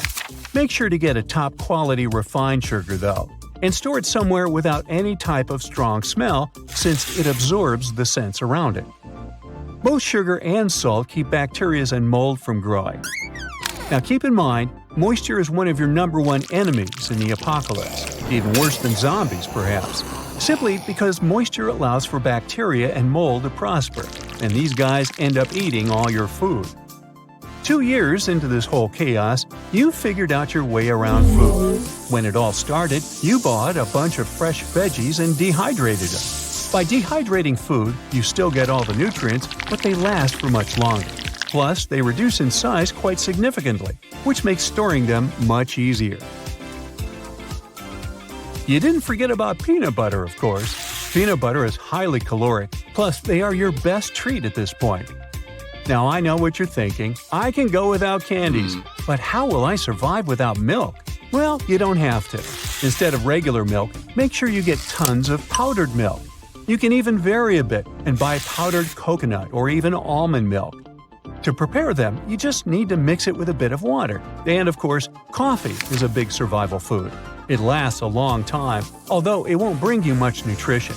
Coffee does have its share of antioxidants, which will help with a longer life. Plus, it helps with your brain's health, preventing dementia. You should get your share of canned food – beans, vegetables, even fish. Make sure you get some black beans, as they're high in iron. You need to have a sturdy immune system, since there won't be many doctors around, or they've turned into zombies. Canned pink salmon is a must-have in your apocalypse pantry. It's got a bunch of those omega-3 fatty acids, which will help with your brain and your heart health. It can last up to 6 years if stored correctly. And you gotta think about oats here. Oats are one of the world's healthiest foods.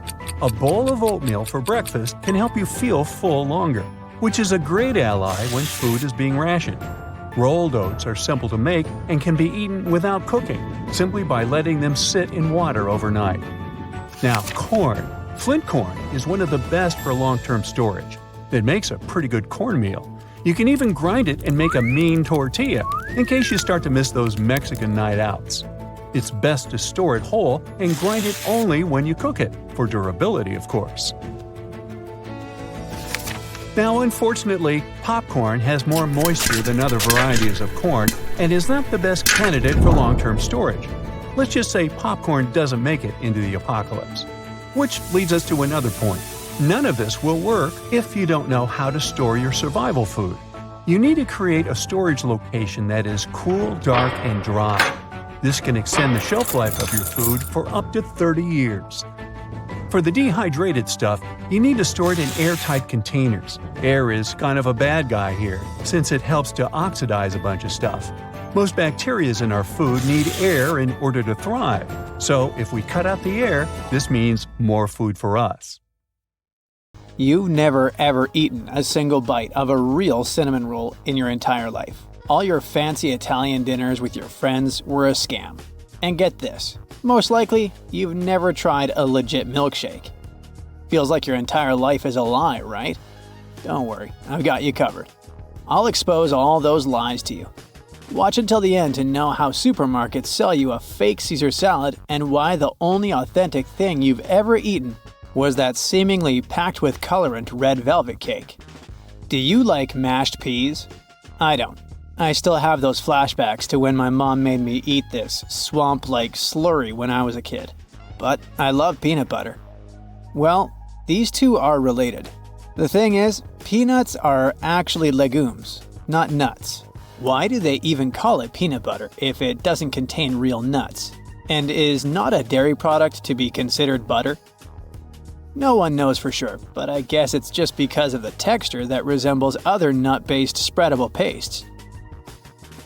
The main component of the Caesar salad is probably its dressing. It has a bunch of ingredients, such as olive oil, eggs, lemon juice, Worcestershire sauce. By the way, 3 hardest things to say out there are I love you, I apologize, and Worcestershire sauce. Sorry, I got carried away. I was just saying that supermarket Caesar salad is a scam, since lots of stores and even restaurants throw in mayo and other unexpected ingredients. Source? Trust me, bro. Farm-raised salmon usually looks as white as the Twilight protagonist, but don't sparkle. It's the skin of the salmon, Bella. I'm a salmon. Sorry, let's carry on. Well, people normally trust neither vampires nor pale salmon. To give the trustworthy reddish-pink look to those fish, sneaky fish farmers add pigmenting compounds to salmon feed, which helps mimic the color of wild salmon. In the wild, salmon get that iconic hue from shrimp and algae, but their farm-raised peers sometimes get a boost from carotenoids added to their feed. Many fancy pestos at supermarkets are labeled alla Genovese to show they come from Genoa and have old-school Italian nonna recipes. But sometimes, manufacturers may throw in a bit of extra stuff to make their pesto thicker. Okay, I may understand the extra sugar in this sauce, but bamboo fibers? I mean, I love pandas, but I'm not a panda. Some time ago, American journalists hit up 25 sushi spots in NYC and LA to see if we were really getting the sushi we paid for. They visited those big shot celeb hangouts and local joints and collected samples. Ordered sushi and then sent them off to a lab for some DNA testing. If that was a TV show, the results would sound like, "You are not the father." The thing is, 68% of the samples were not what they claimed to be. It was often a cheaper fish. In NYC, white tuna usually turned out to be escolar, also known as the X-lax fish, because instead of a nice aftertaste in your mouth, it can create a number 2 emergency. This fish is banned in Japan and Italy, but totally legal in the US. Things are even worse with wasabi. 95% of wasabi served in sushi restaurants is a knockoff. Yep, instead of fancy traditional Japanese stuff, you've been fed a cheap mix of horseradish, mustard flour, cornstarch, and green food coloring. Restaurants swear it's all about volatile compounds the real wasabi paste has that breaks down within minutes, but I have a bad feeling they just want to optimize costs as much as they can. If the apples you buy in supermarkets were kids, at the age they're sold, they'd be able to walk. While some produce like spinach is super fresh, apples often spend a long time in cold storage before hitting the shelves. In the US, apples are usually harvested between August and September. They're picked slightly unripe, treated with chemicals, waxed, boxed, and then stored in cold warehouses for up to 12 months. In the US, the average supermarket apple is 14 months old, while in other countries, let's say Australia, they're slightly younger and are only around 10 months old. Red velvet cake color is all about chemistry. Cocoa powder has an antioxidant known as anthocyanin, which is sensitive to pH levels. It can react to both acids and bases. Buttermilk and vinegar, which are also part of the recipe, are acidic, so due to this simple reaction, the whole mixture gets a dark red hue. The resulting cake has more of a reddish-brown shade though, rather than bright red. The only problem is that it's difficult to replicate the natural reddish-brown color since most brands use an alkalizing agent to neutralize acidity during processing.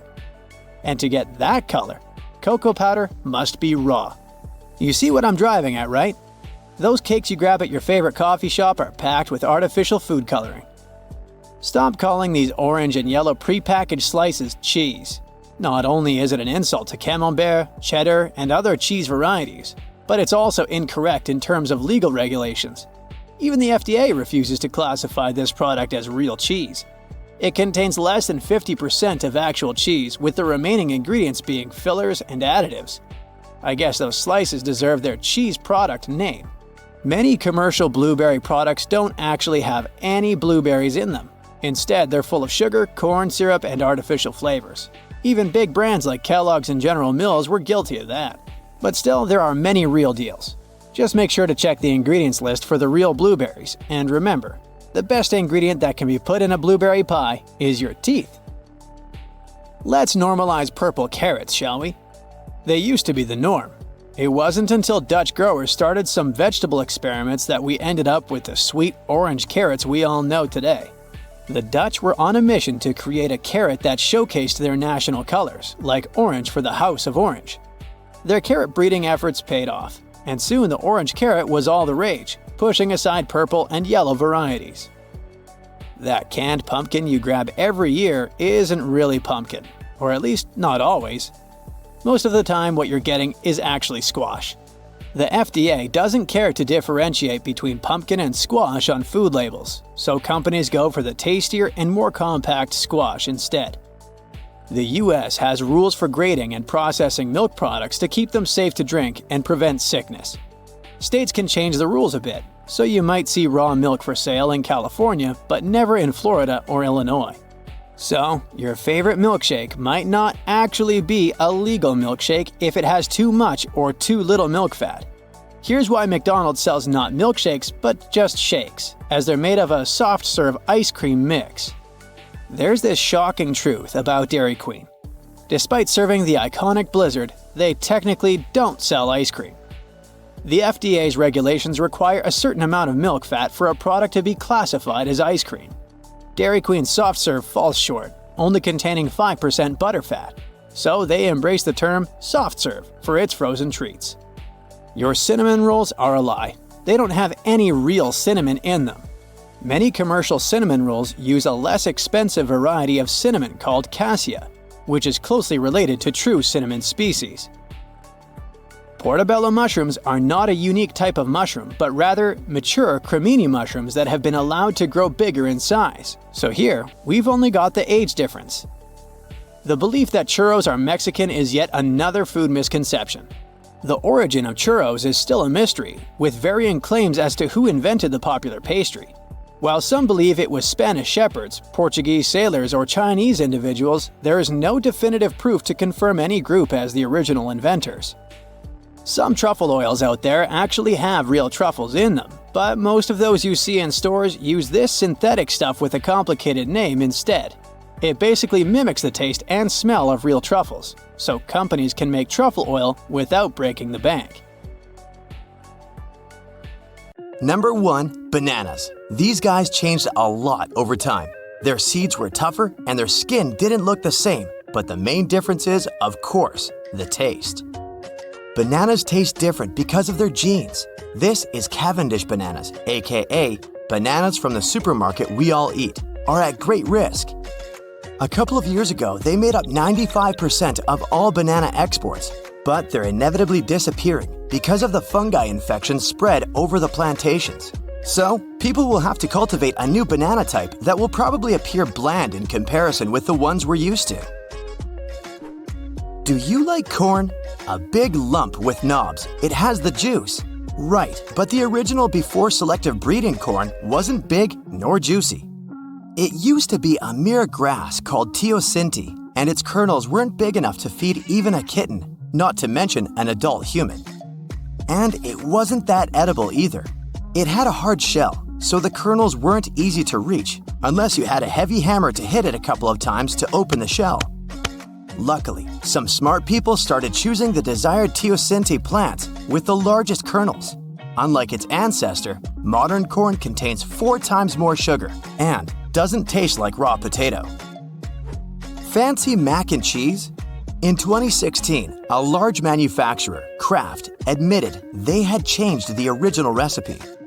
No one actually noticed much difference, but the changes were for the better. All they did was replace artificial colorings with natural spices. This way, they added paprika and turmeric. I love avocado toast, but they would have been much different and way less creamy and delicate, but for, you guessed it right, selective breeding. It all started with wild avocados. Those guys were small, only about 3 inches wide, and that would have been okay, but the size of the stone was impressive. Not to mince words, there was almost no flesh. Roughly, one of today's supermarket avocados equals 10 wild avocados. And actually, grabbing 10 avocados for one toast is not the biggest problem. Wild avocado skin is far too tough to be cut, so you'd need a machete to make a toast. This one is not about taste, this one is about size. And when it comes to chocolate, size does matter. Sadly, in the early 2010s, the Snickers bar was reduced for the first time in over 80 years. Snickers lost about 11% of its original size, which equals 30 calories. For the rest, it's still the same old Snickers we all love. McDonald's food tastes pretty much the same wherever you grab it, but not whenever you grab it. In 1990, McDonald's switched to pure vegetable oil. But if you could travel back in time, you might have tried old-style McDonald's fries cooked in a blend of 93% beef tallow and 7% cottonseed oil. The classic Oreo cookie has had several alterations too. In the 1990s, they removed the lard and started using trans fats instead.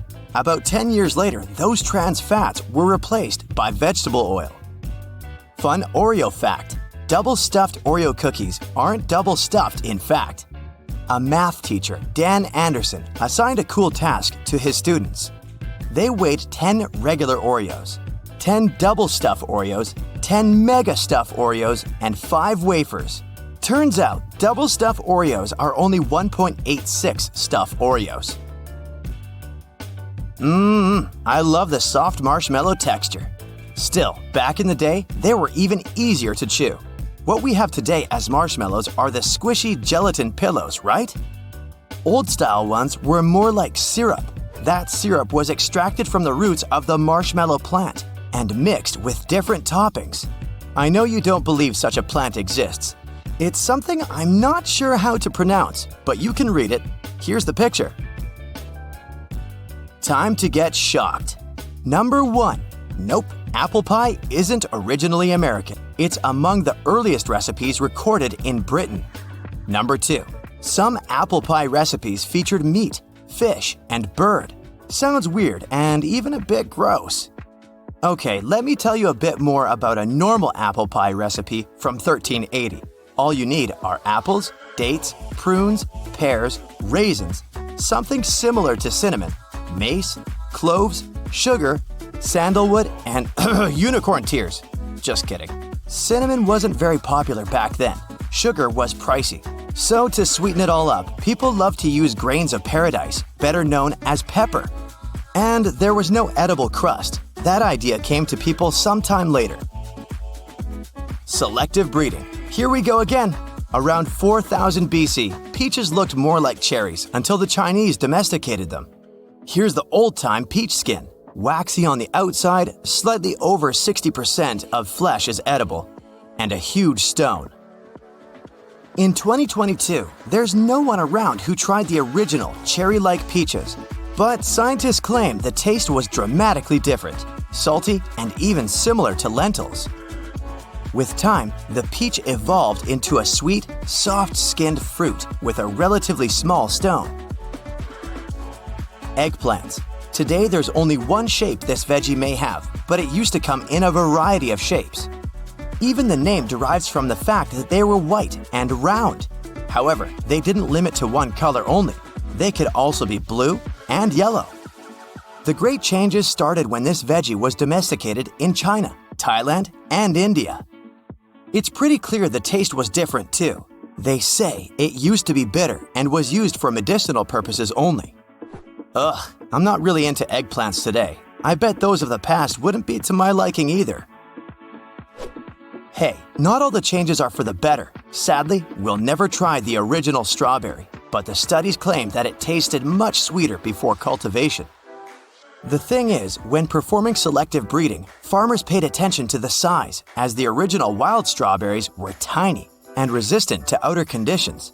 The shape of strawberries we know now is due to the mixing of two breeds, the original wild strawberry and the Chilean strawberry that was once brought to France. Let's travel to 10th century Persia. If you're a fan of carrots, don't even try to look for orange ones. They were originally white and purple. The flavor was much stronger and they looked different too. Those original ones were much thinner. Some centuries later, the carrot seeds were sent to Europe and selectively bred. As a result, we have orange and way less bitter carrots now. Fun fact, baby carrots aren't a different species. These are the same carrots, but trimmed and sized down. Okay, this one looks a bit like a cactus. Seems weird and totally not edible, right? Well, it's the ancestor of a cucumber. This guy has changed a lot over time. You see those spikes?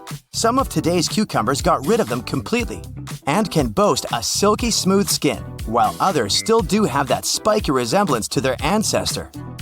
Also, the old version cucumber had only 4 seeds inside, unlike its modern counterpart. Anyway, the main difference between them is that you don't want to slice some of the old-time cucumbers in your salad. It was toxic and non-edible. Things with tomatoes are a bit more complicated, as their evolution happened in 2 stages. It all started with the wild ancestors that were as tiny as berries and had different colors like yellow, purple, and green. The wild ancestors evolved into yellow tomatoes, which evolved into something we know today as cherry tomatoes. Hey, have you noticed that the tomatoes get less flavorful each year? It's because they lost some of their genes over time. That's the downside of selective breeding. The second stage started when people cultivated cherry tomatoes into those large ones we need to make a perfect burger and ketchup. By the way, 200 years ago, ketchup was used as medicine. Doctors used to believe tomatoes had a lot of medicinal properties, and so did ketchup. Did someone say ketchup? I guess this is the leader on the list. This condiment has nothing in common with the original version. First off, it was tomato-free. Second, it was made from fish entrails, meat byproducts, and soybeans. Third, it was created in China, and its original name was Getsap or Ketchup. How about eating a banana with mayo? Dipping pickles in peanut butter? These food combinations do sound pretty wild, but how do they taste? Well, give them a try, and Oreos with mustard might become your favorite dish. Okay, stay with me here. Tomatoes and peanut butter. Put several slices of tomato on a piece of bread and spread some peanut butter over the sandwich. Or just slather a thick layer of peanut butter over a slice of tomato. This taste combination is surprisingly popular with many foodies. Nutella and French fries. Salt tends to enhance flavors. That's why if you dip your French fries in Nutella, the famous hazelnut spread will taste sweeter and nuttier. Yes, the pun was intended. Another way to enjoy your French fries even more is to wash them down with chocolate milk. Banana and bacon. Salty, crispy bacon combined with sweet, carb-heavy banana makes a perfect mix. Put these ingredients on a slice of bread, add some peanut butter, voila! Your perfect sandwich is ready. Pickles and ice cream. Well, I admit this combination might not be just for everyone, but there are foodies who find this unusual mix of salty and sweet, vinegary and milky strangely alluring. Cheddar cheese and apple pie. These days you can surprise no one by serving sliced cheese together with fresh apples. But since these products get along quite well, why don't you take it one step further? They say the idea of adding cheddar cheese to apple pies first appeared in England, and after that, it spread all over the world. French fries and honey. If you want to turn your French fries experience into something different and more exciting, honey will do the trick. Its sweet flavor will complement the fast food saltiness. No wonder some restaurants have honey among other dipping options. Banana and mayo. Nope. By no means do I encourage you to squeeze a healthy dollop of mayonnaise on a peeled banana and stuff it into your mouth. Instead, try sandwiching a sliced banana between two pieces of bread and coat it with a bit of mayo. You might be in for a pleasant surprise. Chocolate and chips.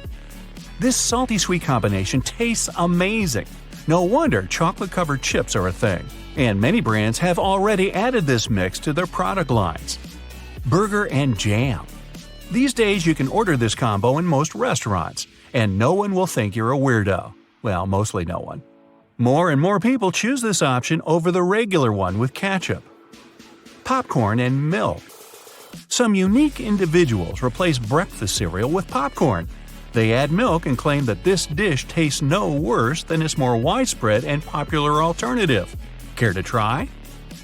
White chocolate and red caviar. They say this unlikely food combo was created by a famous chef. He was amazed at how the salty caviar softened the sweetness of the white chocolate. If you're a fan of sweet salty tastes, you're going to love it. Peanut butter and pickles. Let's say you aren't too enthusiastic about dipping pickles into sturdy peanut butter. Then try combining these ingredients in a sandwich. In this case, the vinegary flavor of the pickles will dilute the stickiness of the peanut butter. Watermelon and salt. Those who have never tried this taste combination often think that salt rids watermelon of its sweetness. But the truth is quite the opposite. A pinch of salt will only enhance the flavor. Mango and chili pepper. If you're a spicy food lover, this combination might catch your fancy. You can sprinkle some hot chili pepper on a sliced mango and enjoy the burn. Peanut butter and bacon. Remember that banana and bacon combo? It's time to replace the banana with some peanut butter. Its smoothness will contrast with the crispiness of the bacon. Careful, you might get addicted fast. Ice cream and hot sauce. The most effective way to put out the fire caused by spicy food in your mouth is to drink some milk. Then why not step it up a notch? Drizzle some spicy sauce over your vanilla ice cream to please your adventurous soul. Chocolate and avocado. It's not only about adding a bit of chocolate to your avocado toast. You can also make a mouth-watering avocado and chocolate milkshake. Then the buttery texture of avocado will perfectly complement the flavor of chocolate. Burger and peanut butter. Ooh. Burgers with jam are more of a sweetmeat salty combination. But burgers with peanut butter are a salt with more salt kind of situation. But instead of spreading melted peanut butter all over your burger, you have to add it while making beef patties, and your burgers are bound to become juicier. Oreos and mustard. Those who have tried this food combo promise that the flavors go with each other amazingly well. Scratch away an Oreo cookie frosting and replace it with German mustard. You won't regret it. Peanut butter and mayo. While it's one of the most bizarre combinations you can imagine in a sandwich, it has a long history. People started to mix peanut butter, rich in proteins, and mayo, full of fats, during tough times. But later, the sandwich stuck around once people realized it was actually delicious. Pizza and honey. Hot honey can make an unexpected but undeniably awesome pizza topping. For example, it's a great way to balance the excessive amount of salt coming with, let's say, pepperoni. So, if you cook pizza at home, put some pepperoni and peppers on top of it. Then coat it with honey. You can thank me later. Olive oil and ice cream. To get a mega delicious salty sweet combo, sprinkle some olive oil and a bit of sea salt on the top of your vanilla ice cream. Really, go for it. Peanut butter and sriracha.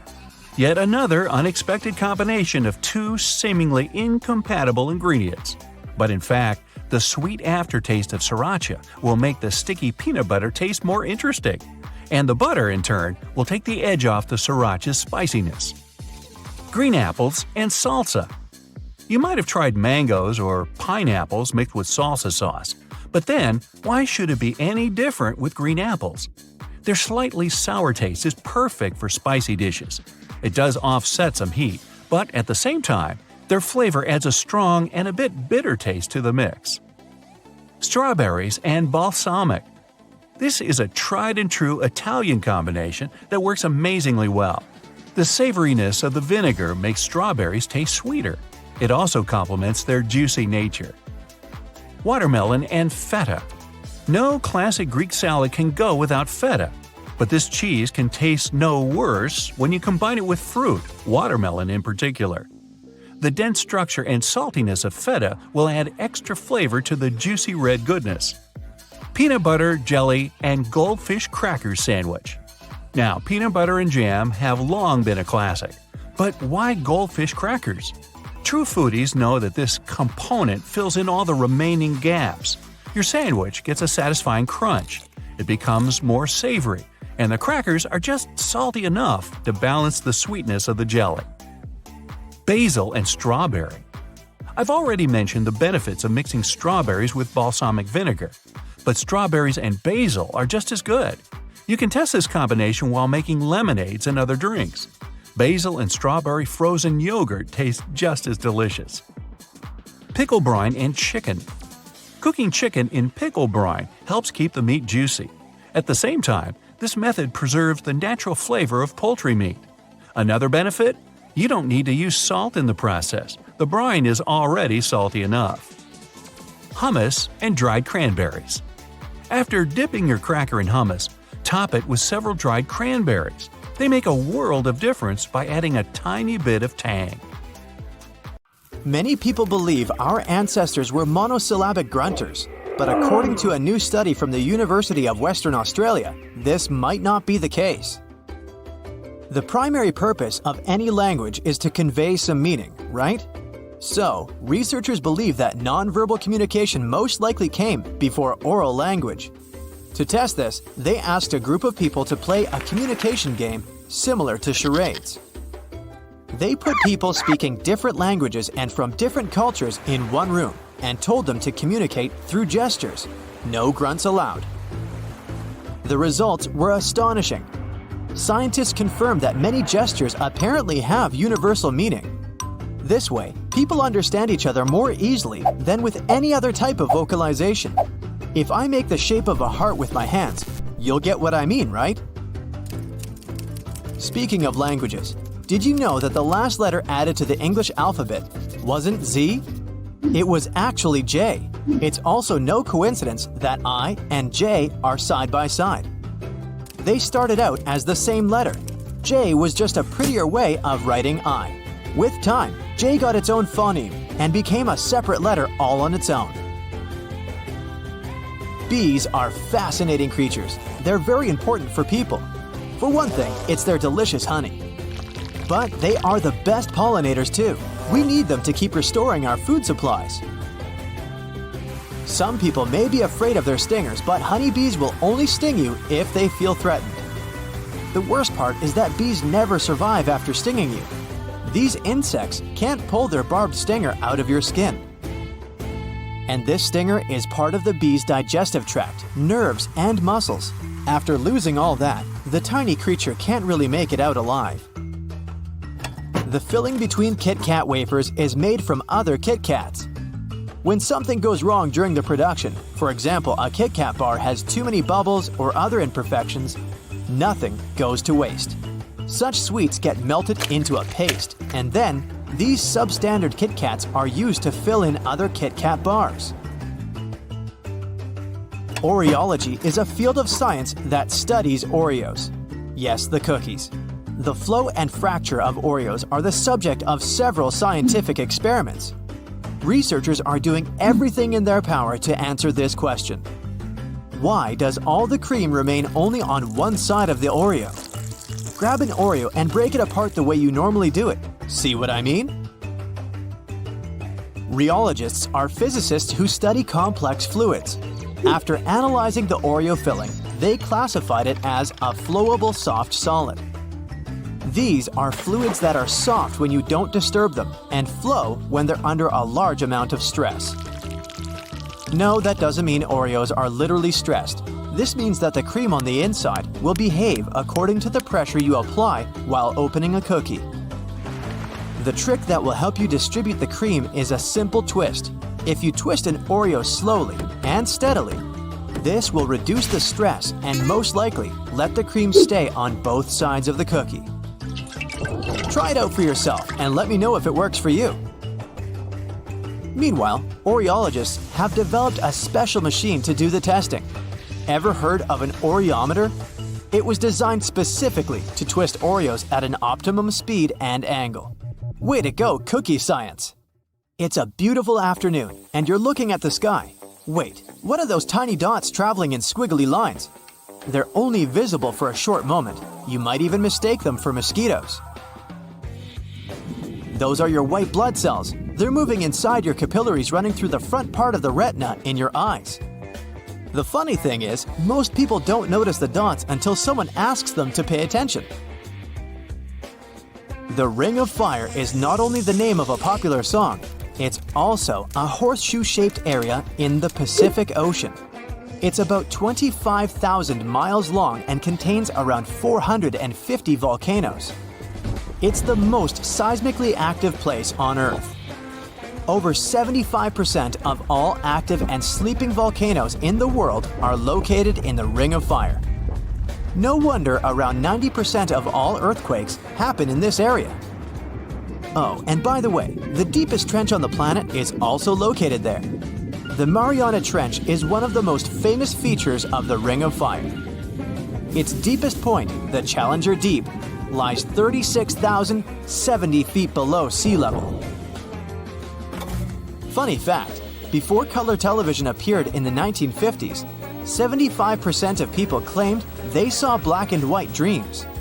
But these days, the same study has found out that only 12% of people still dream in black and white. Scientists think they've found an explanation for this. It turns out that those who grew up watching black and white television more often have monochrome dreams. Why so serious? In the 1800s, having a photograph of yourself was a big luxury. Smiling in pictures was considered childish and even impolite. That and, well, a lack of proper dental hygiene. Photographers told these people posing for their pictures to say prunes instead of cheese. This word kept people's mouths shut. That's why all our ancestors look as if they've eaten something sour before posing for a photo. When going somewhere by city bus, you don't have to wear a seatbelt. You might have thought that this goes against every traffic rule you can imagine, but that's not exactly the case. There are several reasons why buses have no seatbelts. In case of an emergency, passengers need to be able to get off as fast as possible. If they have their seatbelts on, they'll waste precious time unbuckling them. Secondly, a bus is a heavy vehicle. In case of a crash, it stops more slowly than a car. So, even though the passengers will feel the impact, they won't get seriously hurt. That's also the reason why people are allowed to remain standing on a moving bus. Imagine you're on a date and have accidentally, or not, ordered a garlic pizza. You check your pockets and, oh no, you haven't brought your breath mints with you. No worries, this little trick can help you get out of trouble. All you need to do is order a cucumber salad or anything with celery. These fibrous vegetables can wash away odor-causing bacteria and help you get rid of bad breath. Try holding a slice of cucumber between your tongue and the roof of your mouth. It'll be the same or even better than a breath mint. Here's a riddle for you. A pointy mustache, melting clocks, and the Chupa Chups logo. What do these things have in common? It turns out Salvador Dali was the very person who designed the logo of Chupa Chups. The surrealist artist also suggested that the logo should be placed on top of the lollipop so people could see it at all times. Lady Liberty, when it first arrived in New York, wasn't green. It was the same color as a penny, copper that is. It turned green over time due to the process known as oxidation. But it still looks amazing, right? The difference between the American and European chocolate does exist. But why don't they taste the same, you might ask? The answer is simple: different regulations. European chocolate has to contain at least 14% of dry milk solids, while the minimum amount in the US is 12%. This means European chocolate is kinda creamier. It's also more chocolatey since it contains more cocoa. Experts had been experimenting with the potato chip shape until they finally got the ideal formula. That curvy shape we associate with chips has a scientific name. This shape helps prevent big problems. If chips were shaped in a different way, they would immediately break into pieces once put into a bag. But the curvy shape helps them remain in one piece. You might have noticed a similar approach in architecture when domes and arches strengthen the structure of a building. Are you ready for a spicy adventure? Let's talk cinnamon. It's a cool spice that most of us sprinkle on our oatmeal, toast, and apple pies. But did you know that some sneaky sellers out there are trying to sell us fake cinnamon? So, how can you spot the imposter? Well, the real deal is called Siouxland cinnamon, while the fake stuff is usually cassia cinnamon. One way to tell is by looking at the cinnamon sticks themselves. Real cinnamon is lighter in color and has a thinner, more delicate bark. The fake stuff, on the other hand, is darker and thicker. But don't worry, you don't have to be a cinnamon connoisseur to enjoy the real deal. Just make sure to read the label and look for Siouxland cinnamon. Your taste buds will thank you. Is white chocolate real or just an imposter? Well, it's time to settle this sweet debate once and for all. Some people say it's not even chocolate because it doesn't contain cocoa solids. But let's not judge a book by its cover or chocolate by its color, right? Technically, white chocolate is made from cocoa butter, milk, and sugar, which makes it a distant cousin to the darker cocoa solid packed chocolate varieties. But hey, if you ask me, family is family, even if they don't look or taste the same. And don't let anyone tell you white chocolate isn't delicious, because it absolutely is. Its smooth, creamy texture and sweet, buttery flavor make it a delightful treat on its own, or in baked goods like cookies and cakes. So, whether you consider white chocolate to be real chocolate or not, let's just agree that it's a yummy indulgence that we can all enjoy. Are French fries truly French? Hold on to your potatoes because it turns out that the origins of this snack are a bit more complicated than you might think. While it's true that French cuisine has given us some of the world's most delicious dishes, including escargot and coq au vin, the origins of French fries are actually traced back to Belgium. That's right, our crispy little friends were first cooked up in the land of waffles and chocolate. But here's where things get even more interesting. The reason they're called French fries is actually because of the way they're prepared, not because of their country of origin. You see, the term French in this context refers to the technique of slicing the potatoes into long, thin strips known as julienne cut. This technique was popularized in France in the 18th century, which is how the name French fries came to be. Want to add some egg rolls to this order? I mean, sure, they're delicious and all, but what's with all the fuss around this dish? First of all, let's talk about the egg part. Despite their name, egg rolls don't contain any eggs. Instead, the egg part comes from the thin, crepe-like wrapper that's made with eggs. It's like a little egg blanket that keeps all the tasty ingredients snuggled up inside. But what about the filling, you ask? Well, that's where things get interesting. Egg rolls can be filled with just about anything your heart desires. Veggies, meat, seafood, you name it. Some people even like to throw in a little cheese or rice for good measure. Now, here's where it gets a little weird. There's a bit of a debate in the egg roll world about whether they should be fried or baked. I say go for the fried version. There's just something about that crispy golden brown shell that can't be beaten. You might need to sit down for this one. Strawberries aren't berries, but bananas are. Mind blown yet? Here's the deal. A berry is defined as a fleshy fruit produced from a single type of cell. And guess what? Bananas fit the bill perfectly. They might not be as juicy as a watermelon or as tart as a raspberry, but they're berries. We might call them koala bears, but we couldn't be more wrong. Koalas aren't bears. These cute and cuddly critters are marsupials, which means they carry their little ones in a pouch. And while they may look a little bit like teddy bears, they aren't related to them. But hey, we can't blame people for thinking koalas are bears. After all, they do have that fluffy fur and round ears that make them look like they're ready for a hug. But koalas are their own unique species. They have all these amazing features that make them special, like their eucalyptus diet and their ability to sleep for up to 22 hours a day. Seriously, how do they do that? In case you didn't know the history of the Boston cream pie, you're in for a surprise. First off, let's just get one thing straight. Boston cream pie is not a pie. I know, it's in the name, but trust me on this one. It's a delicious cake filled with creamy custard and topped with a luscious chocolate glaze. Now, you might be thinking, why is it called a Boston cream pie then? Well, legend has it that it was invented by a chef at the Parker House Hotel in Boston way back in 1856. The chef, who apparently had a sense of humor, decided to call it a pie just to mess with people. And, well, the name just stuck. But let's not forget about the real star of this dessert, the custard filling. Smooth, creamy, and just the right amount of sweetness. It's what makes this cake stand out. And that chocolate glaze on top, it's like the icing on the cake. Literally.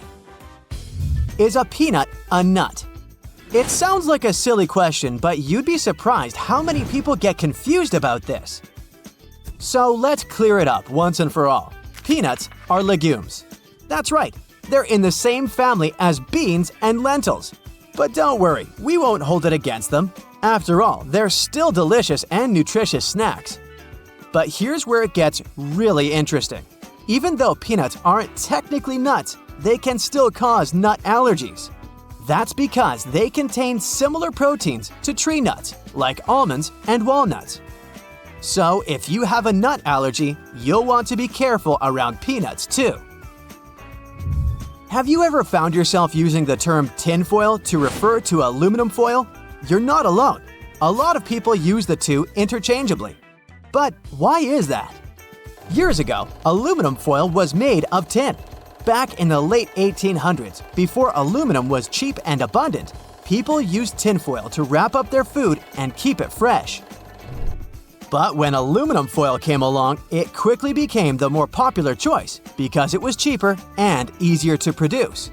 So how come we still call it tinfoil?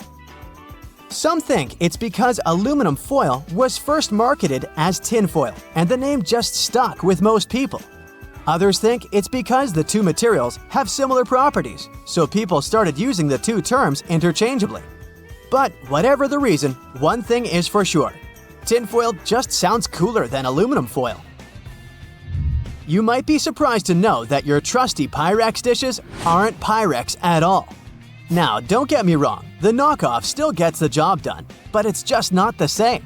Be sure to check the label on your glassware before you go around thinking you're buying good stuff. Here's a cheat sheet to help you figure out what kind of container you have in your cupboard. If you see Pyrex with a lowercase p on a dish, that means it's not safe for the oven or microwave. It's most likely made of soda lime glass. Stick to using these containers for food storage. On the other hand, if you see Pyrex in all caps, you're in luck. This cookware is made of a special type of glass and can be heated in the oven or microwave. Just don't pop it under the broiler. Things could get messy. And if you're taking your Pyrex from the fridge to the oven, be sure to let it sit at room temperature for 30 minutes to avoid any glass fractures. So, do you like tea? Well, so do I. Now, we'll investigate the ways to make the perfect cup of tea. This drink is the second most widely consumed beverage, so it deserves to be made properly. Oh, and if you're wondering, the first place is of course taken by hot chocolate. Water. Yeah, water. Tea has been in our lives for centuries. It's not shocking to see how popular it is now. This brewed drink has some amazing health benefits, and that's the second reason why it's been so prevalent in our lives throughout history. Numerous modern studies and thousands of years of anecdotal evidence reveal that antioxidant-rich tea has many health benefits. Okay, but where does it come from?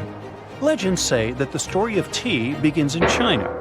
According to these legends, around 2737 BCE, a Chinese emperor was sitting near a tree. Then his servant brought him boiled drinking water. Before the emperor took a sip, some leaves from the tree fell into his cup. He realized that the color of his water had changed. He drank the beverage and liked the aroma, and then he tried to experiment with the leaves that accidentally created the drink. There are different variants of this legend revolving around the emperor, but in reality, historians know that the earliest record of people drinking tea in China dates back to the Shang dynasty, and it was first consumed as a medicinal drink, not as a cup of joy. Now, let's move on to the not-to-do list. You might be ruining your tea if your water is too hot. When your kettle whistles, you might think that the water is ready. That's right, it has boiled, but the temperature is too high for the delicate tea leaves. When you pour too hot water onto the leaves, what you get is a bitter taste. With too hot water, you also say goodbye to the healthy compounds in the leaves, such as catechins. The water should be just under a rolling boil. When you start spotting small bubbles in the kettle, that's the temperature you need. I wish there was one temperature that would work for every tea, but there isn't. It's up to you to discover the best water temperature for your type of tea. Because there are so many teas in the world that I can't mention the best temps for all of them. But I'll give you a hint. Green tea should be brewed between 180 and 185 degrees Fahrenheit, while the water for black tea should be 206 degrees. I should also say that if the water is too cold, then it won't be able to extract all the necessary components of your tea. Now, the water temperature is important, as well as its quality. You need high-quality water. Filtered water will do. If you use tap water, it may contain stuff like chlorine, fluoride, and other minerals. These compounds can ruin the flavor of your tea. Another way of getting the best tea lies in the correct steeping method. Now, some people leave the tea to steep and, in the meantime, start doing something else. In most cases, they end up forgetting about the tea. Come back, come back! This would be the sentence you would hear from your tea if only it could talk. The time needed for steeping depends on the type of leaves. Yet, in general, teas should not steep for longer than 5 minutes. For example, green tea needs 3 minutes, and black tea needs 3 to 5 minutes. If you wait any longer, you'll get a bitter drink because your tea will release biomolecules called tannins. The duration of steeping depends on the size of the leaves, too. A small leaf needs 1.5 to 2 minutes, a medium-sized leaf 2 to 3 minutes, and a whole leaf needs 3 to 5 minutes. Too long or not long enough? This is a sensitive issue. The chemicals in your tea are released gradually as soon as the steeping process begins. Let's say you pour some water onto the leaves. The first magical thing that appears is aroma and flavor. Then the healthy chemicals start their work. Caffeine is also released at this stage. Lastly, the heavier tannins come to the stage. If you don't steep your tea long enough and intervene with the steeping process, your tea may lack some beneficial compounds.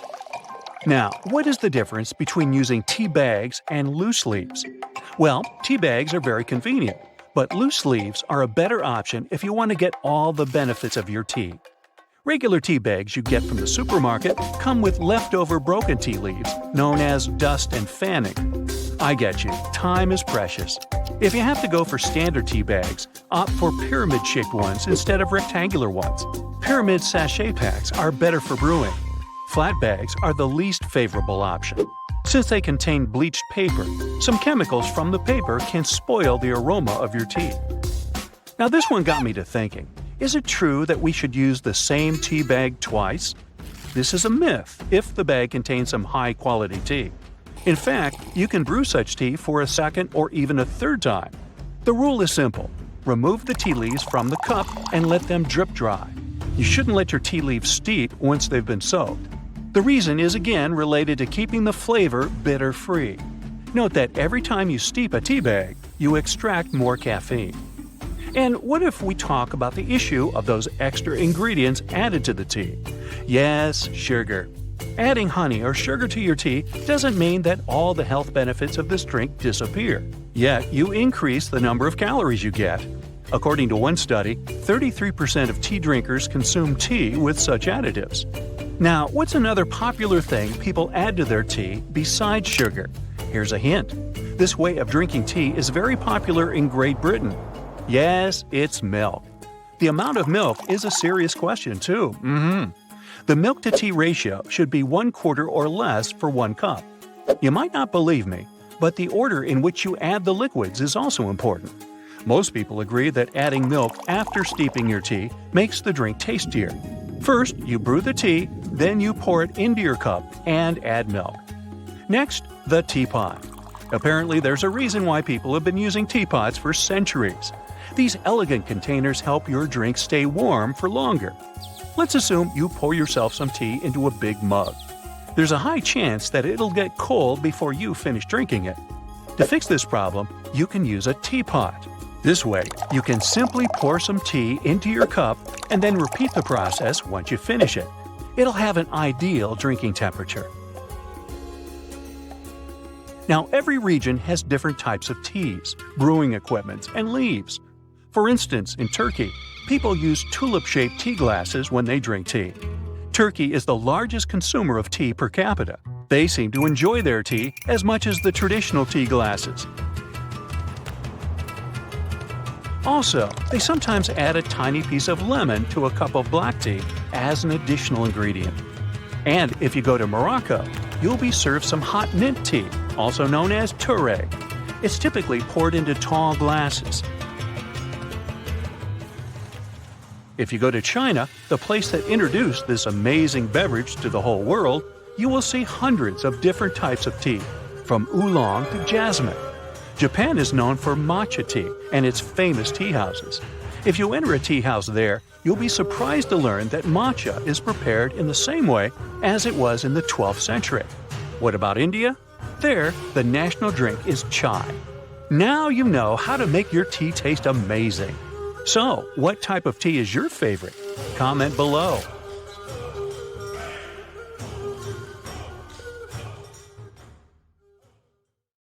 Hey, you ready for a shock? The fruit you call a banana has nothing to do with the real deal. Most wild bananas have large seeds and very little pulp.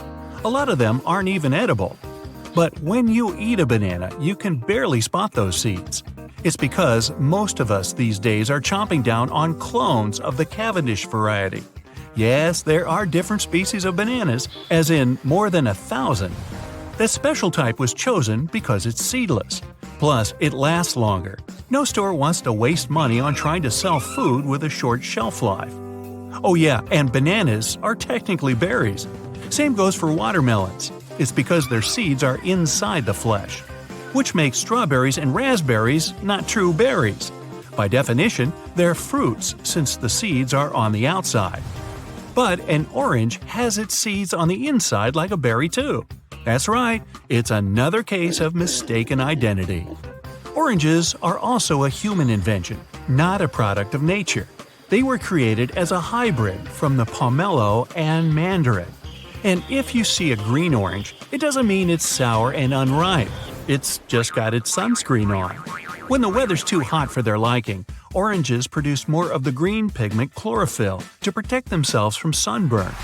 But if you have a green banana you want to turn yellow faster, just throw it into a plastic bag with an apple or tomato. These two give off ethylene gas, which helps other fruits ripen. Fun fact: unripe fruit tastes so yucky for a reason. It's because the seeds aren't done growing yet.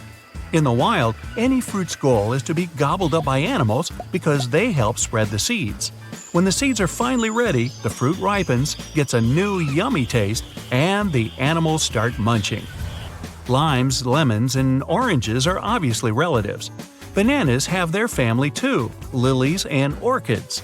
If you ever look at banana leaves and compare them with those flowers, you'll see they're cousins. By the way, peaches and nectarines are basically the same fruit.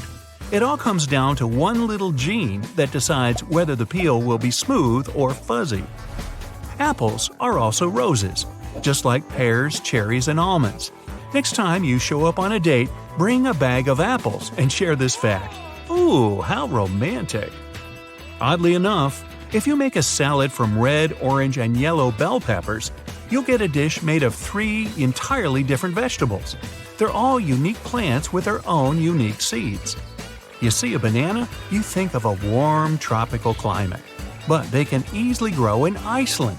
It's the world's most northern producer of the fruit, berry. Funny thing about Iceland, they grow a lot of tropical fruits up there. The cold country pulls it off thanks to the geothermal underground heat. That's the same thing powering their epic volcanoes and geysers. Sorry, but calorie-negative veggies are a myth.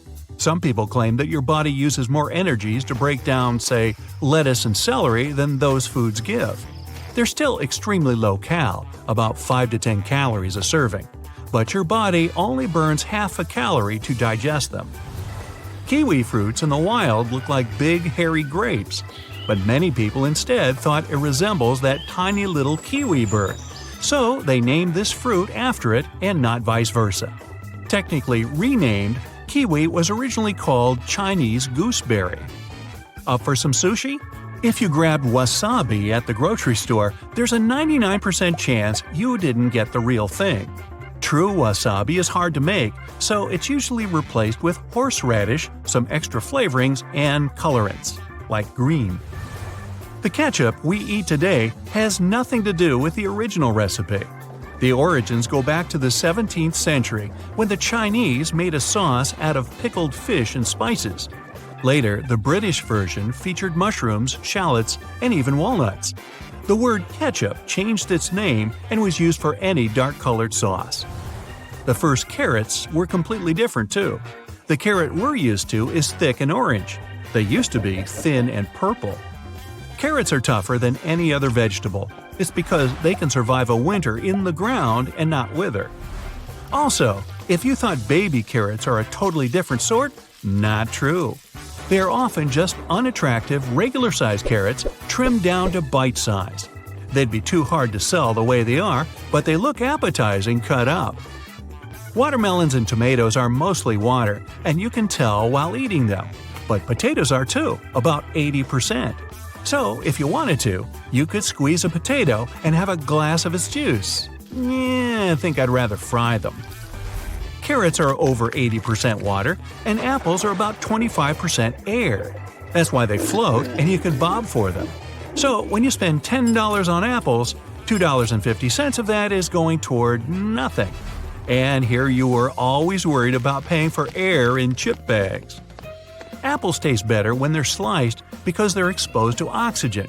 It activates a special enzyme that makes the fruit ripen and turn brown. The same happens when you hit an apple. The oxygen gets inside through tiny cracks, and it'll be sweeter. Get this. A scientist in Germany figured out how to turn peanut butter into diamonds. Peanut butter has a lot of carbon in it. To turn it into a diamond, all you do is put it under extreme high pressure. Yeah, good luck with that. If you ever order a Welsh rabbit in the UK, don't expect a meat dish. It's actually some crispy bread with a cheesy sauce poured on it. Yeah, that makes sense.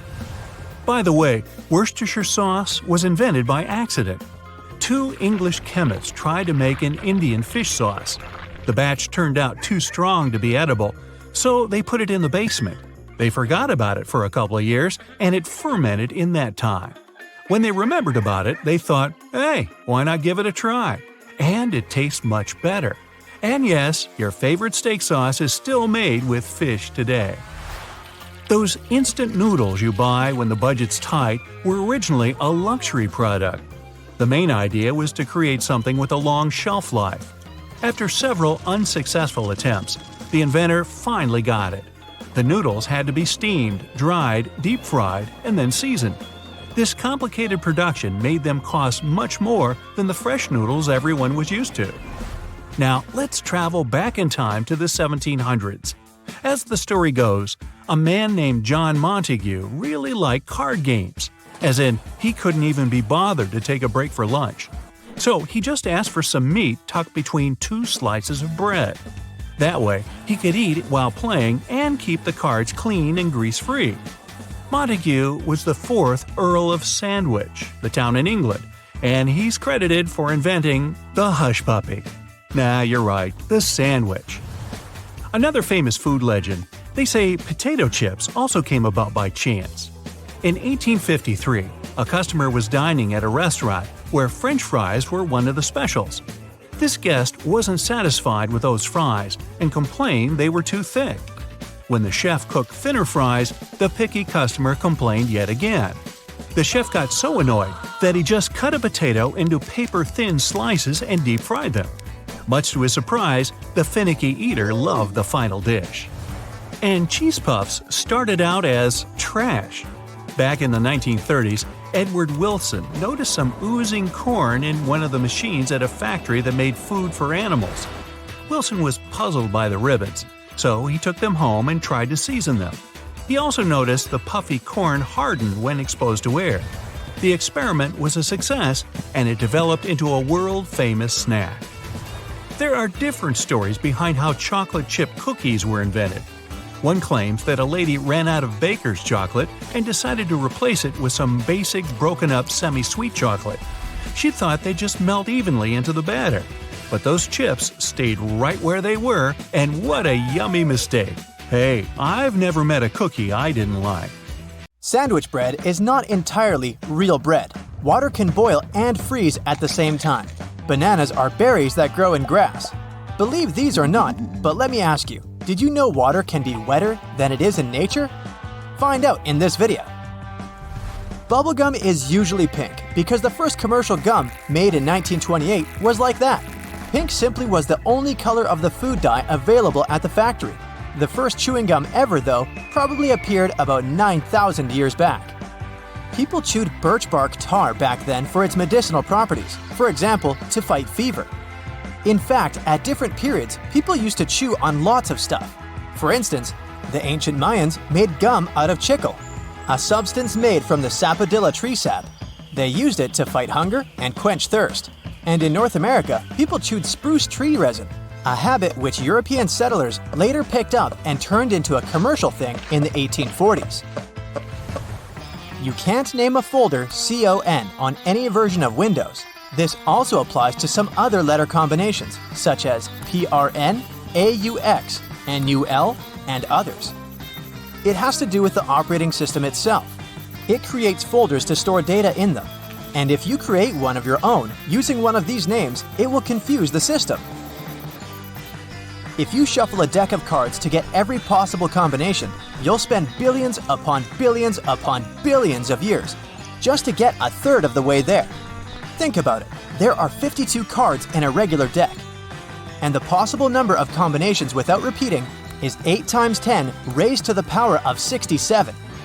Even if you shuffled the cards 100 times per second without repeating combinations, it will take you several hundreds of trillions of the times the universe has existed so far. Folding a simple sheet of paper 103 times will get you a stack 93 billion light years thick, which is more than the size of the observable universe. But if you decide to check this on your own, you won't be able to fold it more than 12 times. And that would require a really big sheet of paper too, as in almost a mile long. With a regular printing paper sheet, it would be even less, 7 times.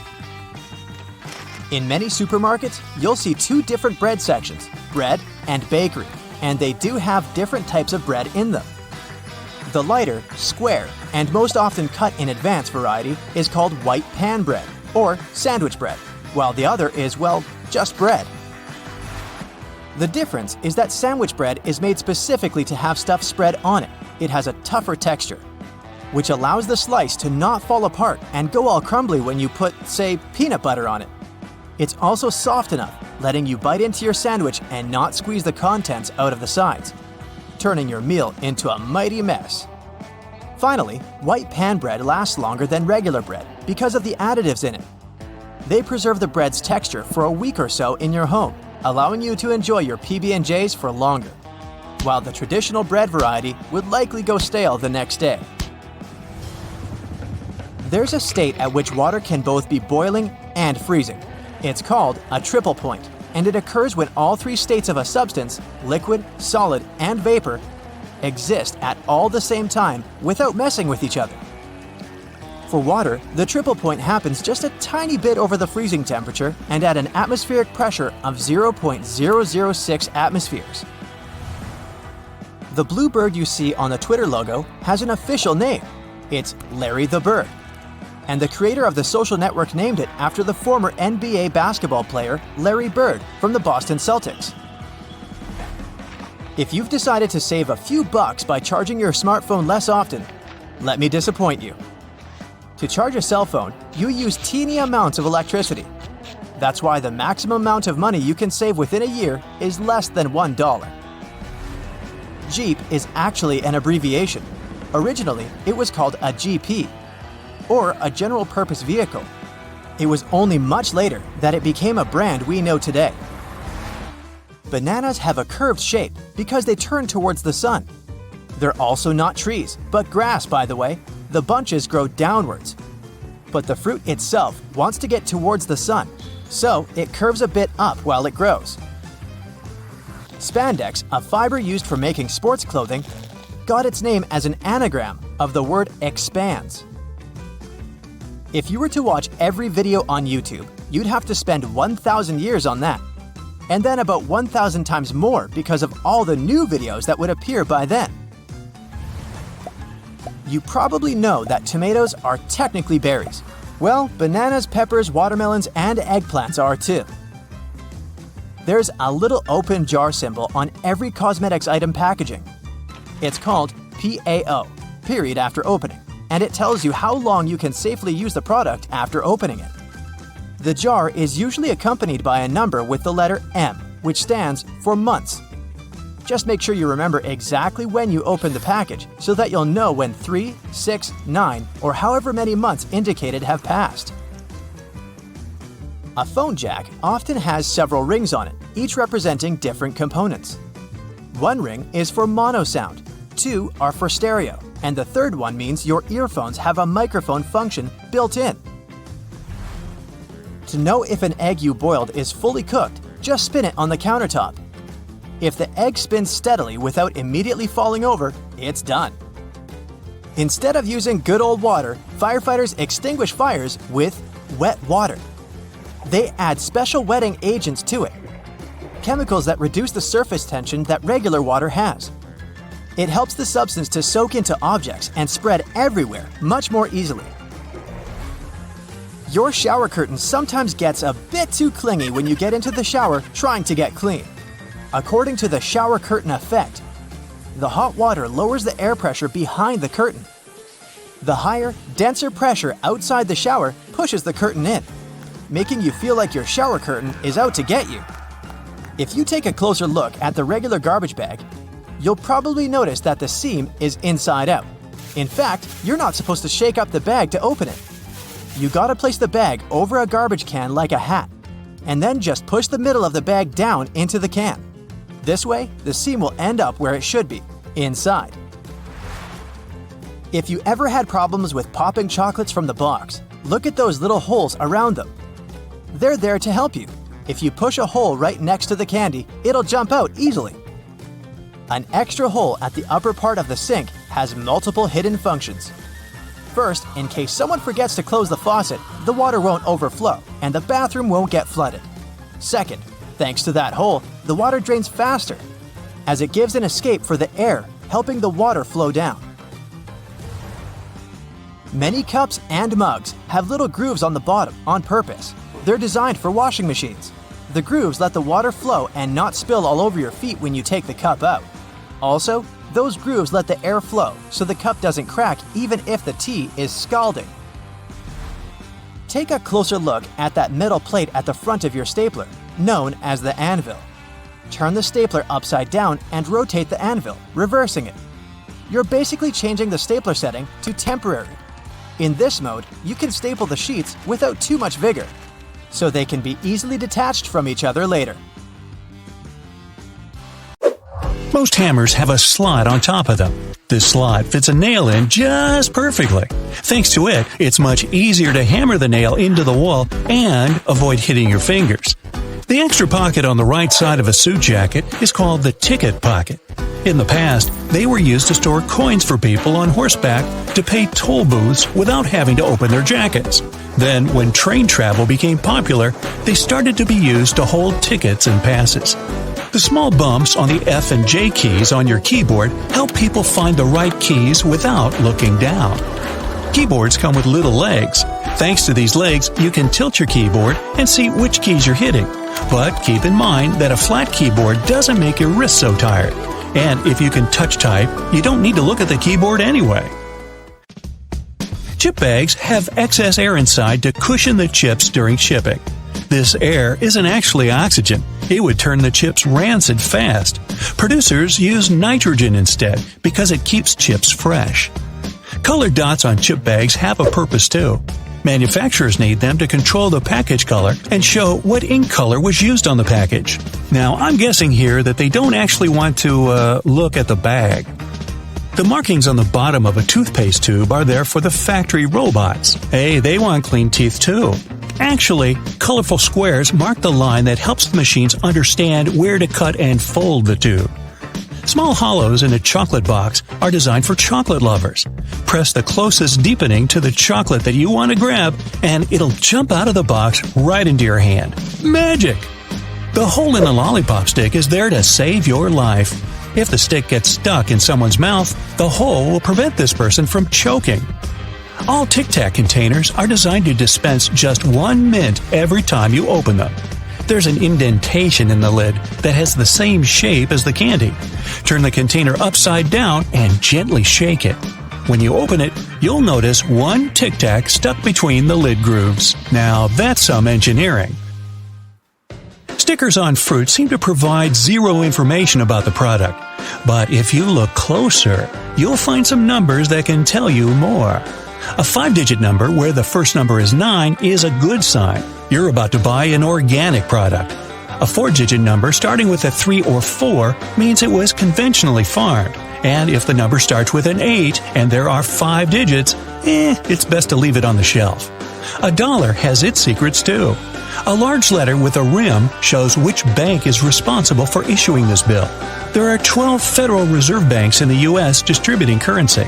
For example, the L says it was printed in San Francisco. The digits on an egg are part of a special labeling system. It's used in many countries. The first number indicates the method of production. The following 2-letter code stands for the country where the egg was produced. And then you can find the registration number. It indicates the laying hen establishment. The first number in this code can vary from 0 to 3. 0 means it's an organic egg. 1, it's a free-range egg, which means it was produced by a hen that was allowed to wander outdoors. Hey, come back! 2 stands for an egg produced in a deep litter indoor housing. 3, you're about to buy a cage farming egg. Barcodes speed up the purchasing process. If a barcode consists of 12 digits, the one on the very left is a system identifier. For example, 2 means it's a randomly weighed item. 3 is used for products related to health. The next 5 digits identify the manufacturer, and the following 5 are the product's number. The last one is the check digit. Scanners need it to make sure they've read the code correctly.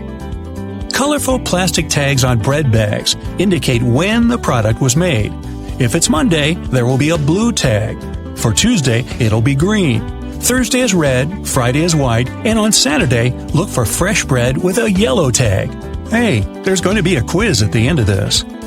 If you examine a Heinz packet carefully, you'll notice a number on it. It indicates which filling line the packet was filled on. That's why the product is the same, but the numbers are different. Coffee stirring sticks have holes in them because those help reduce the resistance from your drink. This way, they can stir sugar much more effectively. Such a design also makes these plastic sticks tougher and prevents them from bending in hot water. And since stirring sticks are partially hollow, less plastic is used during their production. Now, why are chopsticks connected? If they're disposable, they should be connected with a wooden clamp. It's to prove that no one used these chopsticks before you. I sure hope not. Bottles have long necks so that your drink stays cool longer. Hold the neck, not the bottle itself, and your drink won't warm up. Soda bottles are always filled in such a way that there's some space between the liquid level and the cap. That's because these drinks contain carbon dioxide. This gas can expand if the bottle gets heated. If there's no air gap in the bottle, it'll break because of the pressure building inside. Also, when you open your drink, the gases go out in the form of bubbles, and the drink is likely to overflow. The gap helps with this problem too. Except if you shake it up first, then open it. Nah, I've never done that. There are strings on a pack of cotton pads so that you can hang it on something. At the bottom of the pack, there's also a perforated line. If you tear along it, it'll be much easier to pull out cotton pads. The hole near the rim of your bathroom sink is there to prevent overflows.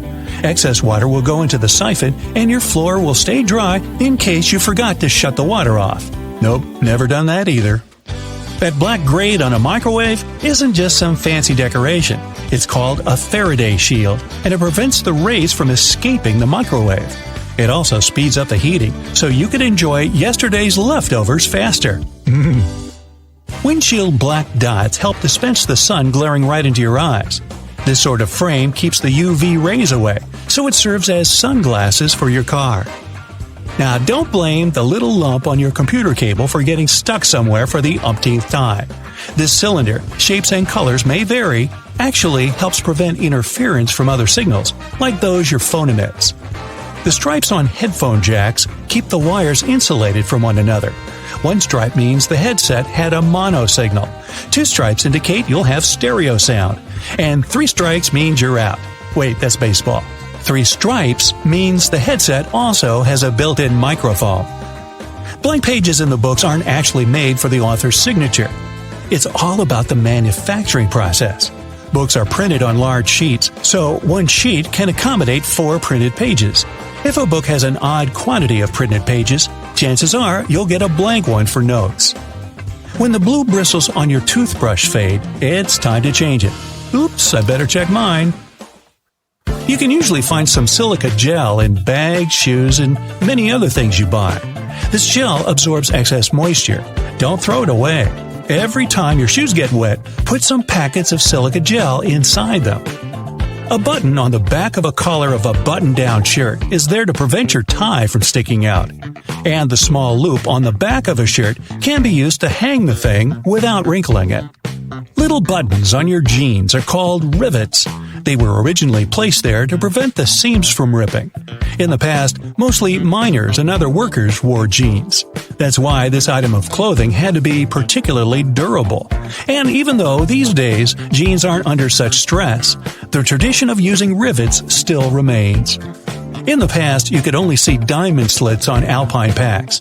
Their main purpose was to carry ropes. But these days, you can see such slits on almost any backpack. A small piece of fabric that comes with new clothes can help you test the material. Only after that, wash the garment.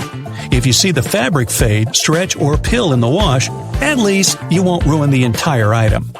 And if you're still here waiting for the bread tag quiz, well, I made that up. You're off the hook. But hey, my friend, I love your commitment. We can always use more of that. Is this safe to eat? We sometimes see strange dots on our potatoes and wonder if we should just throw them away. Here are 10 eat or toss facts. Did you know that every year 119 billion pounds of food is wasted only in the United States? To put it in perspective, this number means nearly 40% of all food in America is wasted. People throw away food if they don't have confidence in the ingredients. They're being cautious, and it makes sense. But what if the food is safe to eat and only looks weird? The first item on the list is beef. When it comes to meat, people naturally get extra cautious.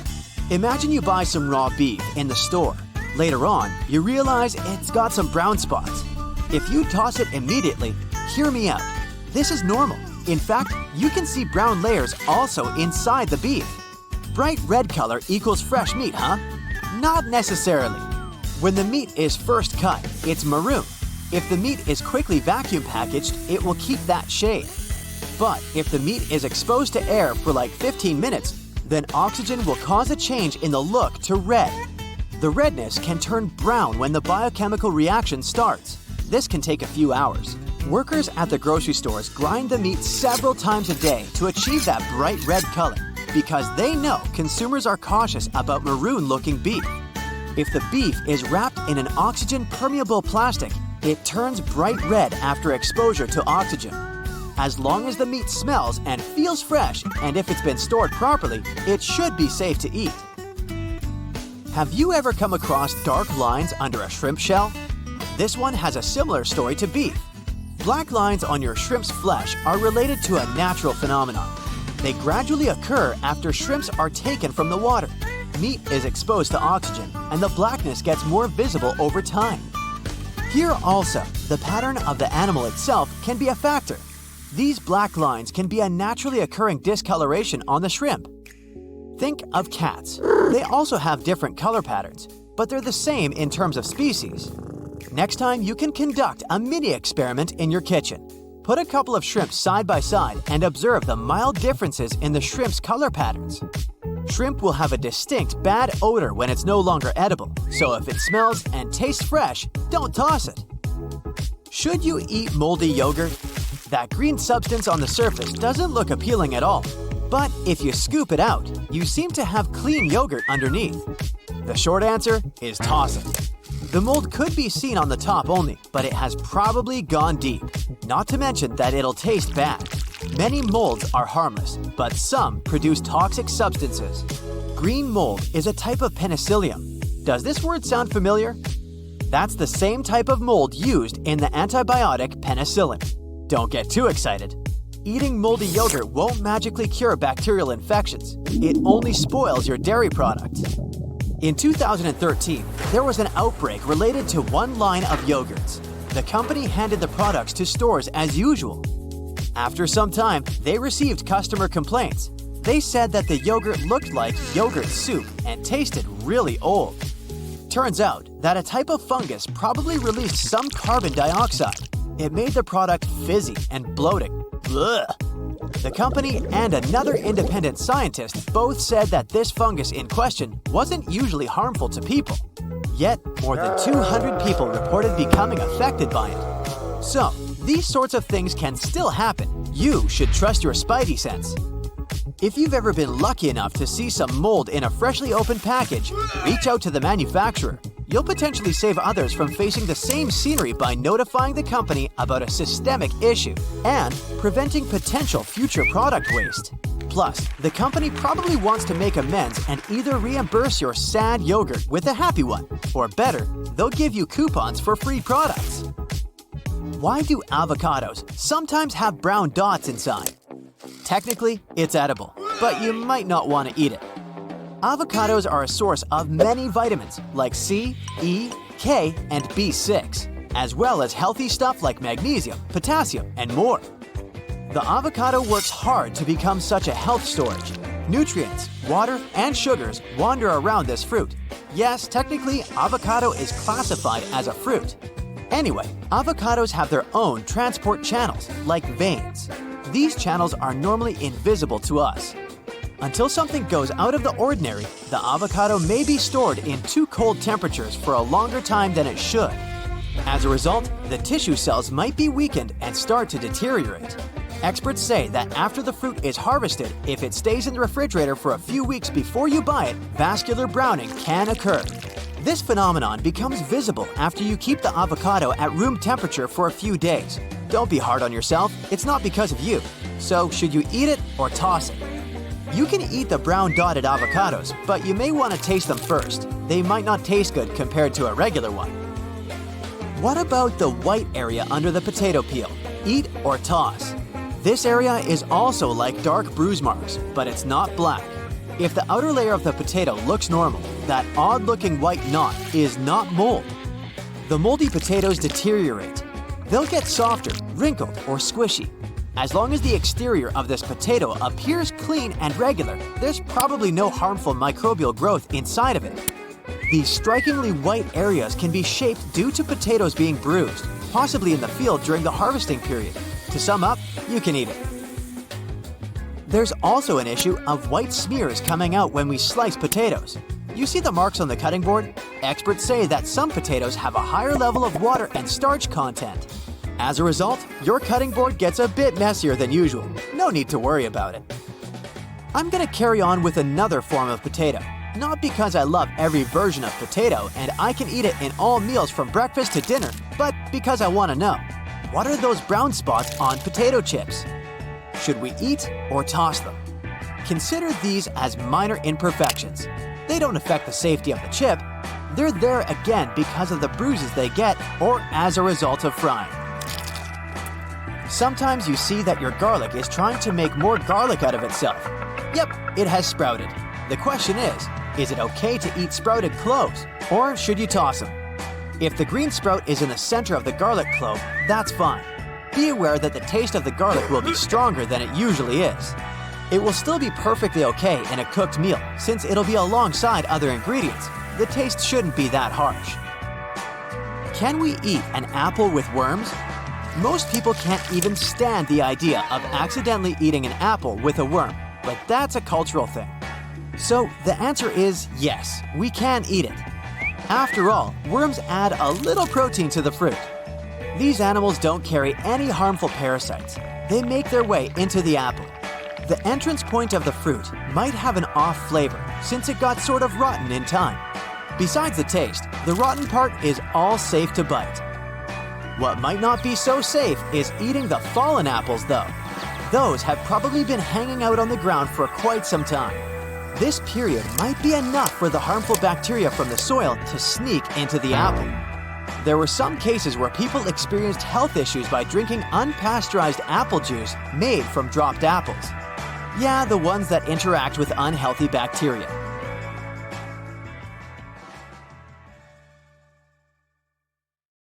Picture this. It's a cloudy, misty morning in the middle of winter. Tom wakes up, a bit nervous for the day ahead.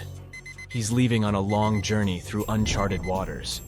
His captain says they will try to leave England and make it all the way to the Americas. He's ready and packed to leave his house when his wife reminds him to take the biscuits he had spent the night preparing. Let's zoom in on these biscuits right here. They look a bit strange, don't they?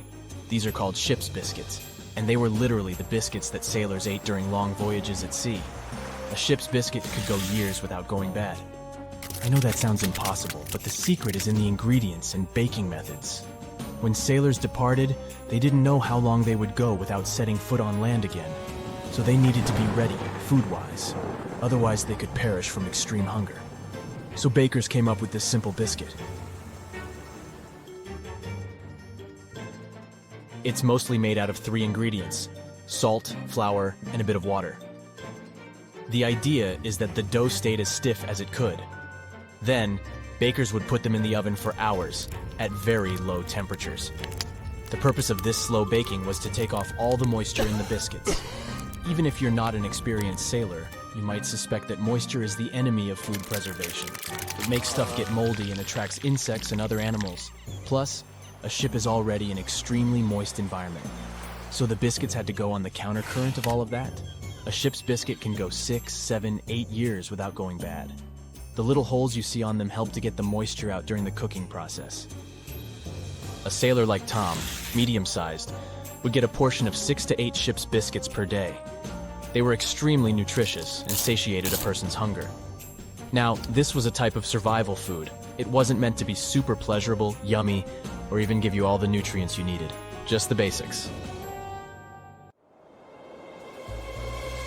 Now, do you have any idea what life was like in the 18th century?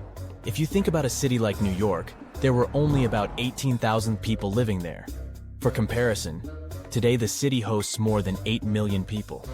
Back then, if someone had to travel from New York to Boston, there wouldn't be any of the convenience stores there were along the way. I mean, there weren't even roads as we know them now. So, people needed to make food provisions. And this is where portable soup came in handy. If you imagined a boiling pot of meat and veggies, I'm sorry to inform you, you are wrong. Portable soup is hard and condensed. It looks like this. Portable soup is a type of solidified broth, a very, very condensed substance made essentially of meat. Think about it. It's convenient, it's light, it doesn't take up much space, but it's extremely hard to make. The best meat to make portable soup is one with a lot of collagen, like beef shank. And the secret is slow cooking. You can't lose sight of it though, because if it boils up, you ruin the whole thing. While cooking the meat, it will release its taste in the water in the pot, and after a few hours, it's safe to take the beef out. The remaining water will be rich in nutrients and fats, and once you reduce that down for about 18 to 24 hours, you'll get a gelatine-like nutritional substance. Once this cools down, it turns into a tablet of sorts. It's pretty amazing to witness the entire transformation process, but hey, this dark tablet is really satiable. And to eat it, you just needed to find some hot water and put the meat tablet inside of it. It would release all the condensed nutrients in it, giving you a warm, hearty meal. Here's a trick question for you. Do you know why hamburgers are called hamburgers if they are not made out of ham? Apparently, it has to do with the city they were first invented in, the city of Hamburg in Germany. But it wasn't what we are used to today. I mean, they didn't even use ketchup. Well, at least not the tomato ketchup we use now. But did you know that other types of ketchup have existed throughout history? As weird as it may sound, back in the 18th century, people ate mushroom ketchup. For your information, if you look up ketchup in some dictionaries, it is by definition a sauce made out of mushrooms. It has nothing to do with tomatoes. I wonder where people got that idea from. Anyways, to make it you can use any type of mushrooms. Even shiitake if you're feeling fancy. The idea is to smash them, cook them, and add a bunch of spices to the mix. I'm talking clove, nutmeg, ginger, pepper, and whatever else your palate wishes for.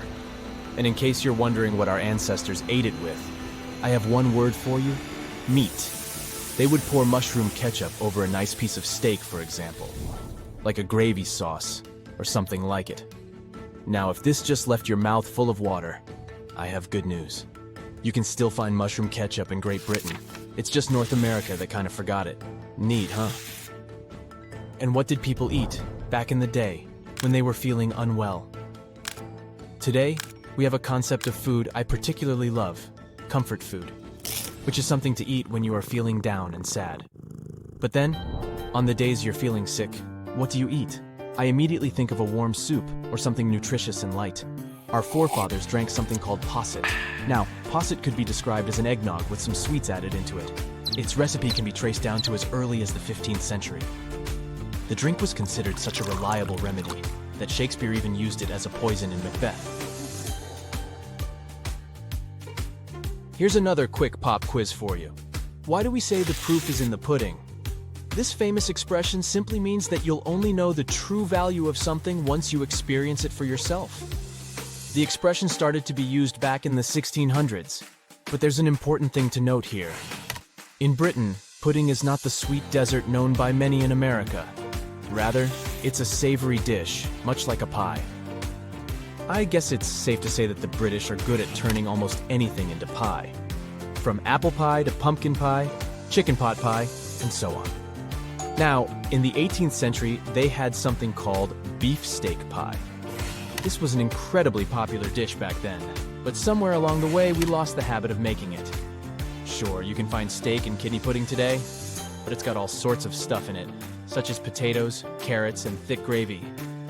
Up until the 19th century, people ate the stripped-down version of this dish, which was basically made out of richly flavored meat. They say breakfast is the most important meal of the day. If you're in the US, you might eat some avocado on toast or a rich bowl of cereal. If you're in Vietnam, you might enjoy a warm bowl of broth soup or rice.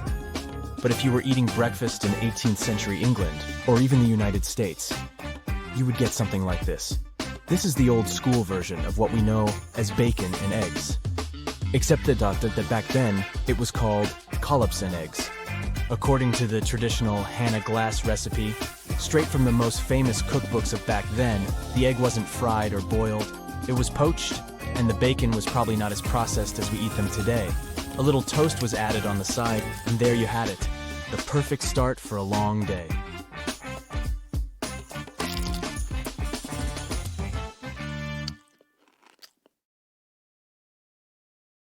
That's it for today. So hey, if you pacified your curiosity, then give the video a like and share it with your friends. Or if you want more, just click on these videos and stay on the bright side.